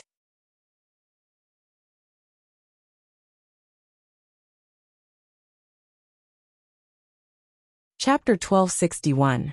This wasn't a brainless boast. Luo Yu truly believed that the so-called elite troops under the Lord's tent were far inferior to them. Not only were they extremely mobile, but their combat quality was also the highest he'd ever seen in his life. One of the main reasons he was able to maintain such good security in Wanzhou was because of the strength of the troops under his command. If that's the case, when the Lord is seriously ill and there are foreign invaders, they should be riled up and swear to annihilate the enemy instead of being afraid to fight and spreading rumors, Cheng Yuan said. "I suspect that these people are being manipulated, and the mastermind behind the scenes is the main culprit. How could they feel at ease if they didn't dig out the hidden dangers? They were fighting anxiously at the front, and if someone suddenly stabbed them in the back, it would be over." Luo Yu's eyes turned cold, and he said solemnly, "The two counselors are really thoughtful." He took this matter to heart, and sent people to keep a close eye on those people in secret. After a few days there was progress. After following the clues, Luo Yu was shocked by the information he found. When he took a closer look, he was so angry that his beard was about to fly up. He hurriedly suppressed his boiling anger, and sent someone to discuss it with Luo Yu and Meng Heng. The soldier who spread the rumors was a local grain transport worker recruited from Hu County. What did a grain transport worker do? They were mainly responsible for the supply of logistics and ensuring the continuation of the battle. If there was a problem with the grain supply, how could the frontline soldiers fight the war? The two counselors probably wouldn't have guessed who was secretly contacting them. Luo's gaze was deep, and his tone was solemn. His clenched fists and tense veins exposed his current state of mind. Meng Heng and Cheng Yuan looked at each other and asked in unison, "Who is it?" Luoyue pointed at the position of the sand table. The two looked and saw that it was right inside Hu County. A mole? The same word popped up in their minds, and their faces darkened. How could it be a mole? There were no signs before this. Fortunately, they discovered it early. If they waited for the two sides to really enter a stalemate, and the mole stabbed them again, they would be dead.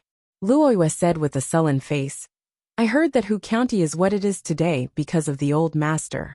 When the old master was appointed as the county governor of Hu County, he had spent a great deal of effort in order to rectify the local bandits that ran amok, and the landowning families that seized the people's farmland. These landowning households have learned their lesson and have been behaving themselves all these years. They've watched as so much fertile land returned to the common people, but they haven't tasted the sweetness themselves. It's not like they haven't borne a grudge in their hearts. Before Lu Shi became the county chief of Hu County had been a barren land and unruly rivers. Bandits roamed about, the country gentry exploited them, and there were years of drought. Those who could escape had all fled, and those who couldn't had all accepted their fate. It was like hell on earth. The local powers were used to being the local tyrants. They refused to accept that there was someone controlling them. 9 successive prefectural governors died in office, or on the way to their new posts.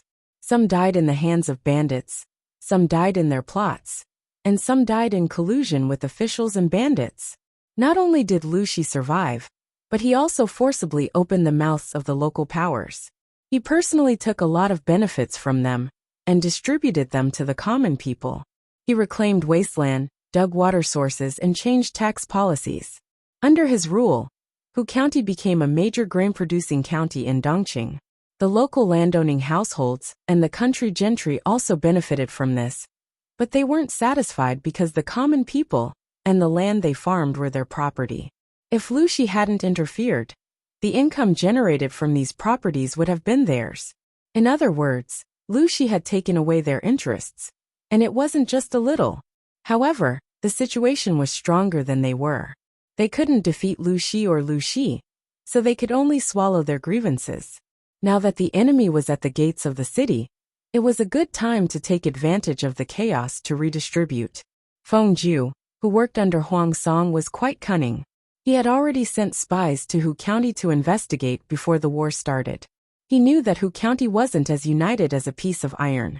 People's faces were flushed with wine, and people's hearts were moved by money. Feng Ju firmly grasped their weakness and used it as a breakthrough to incite defection.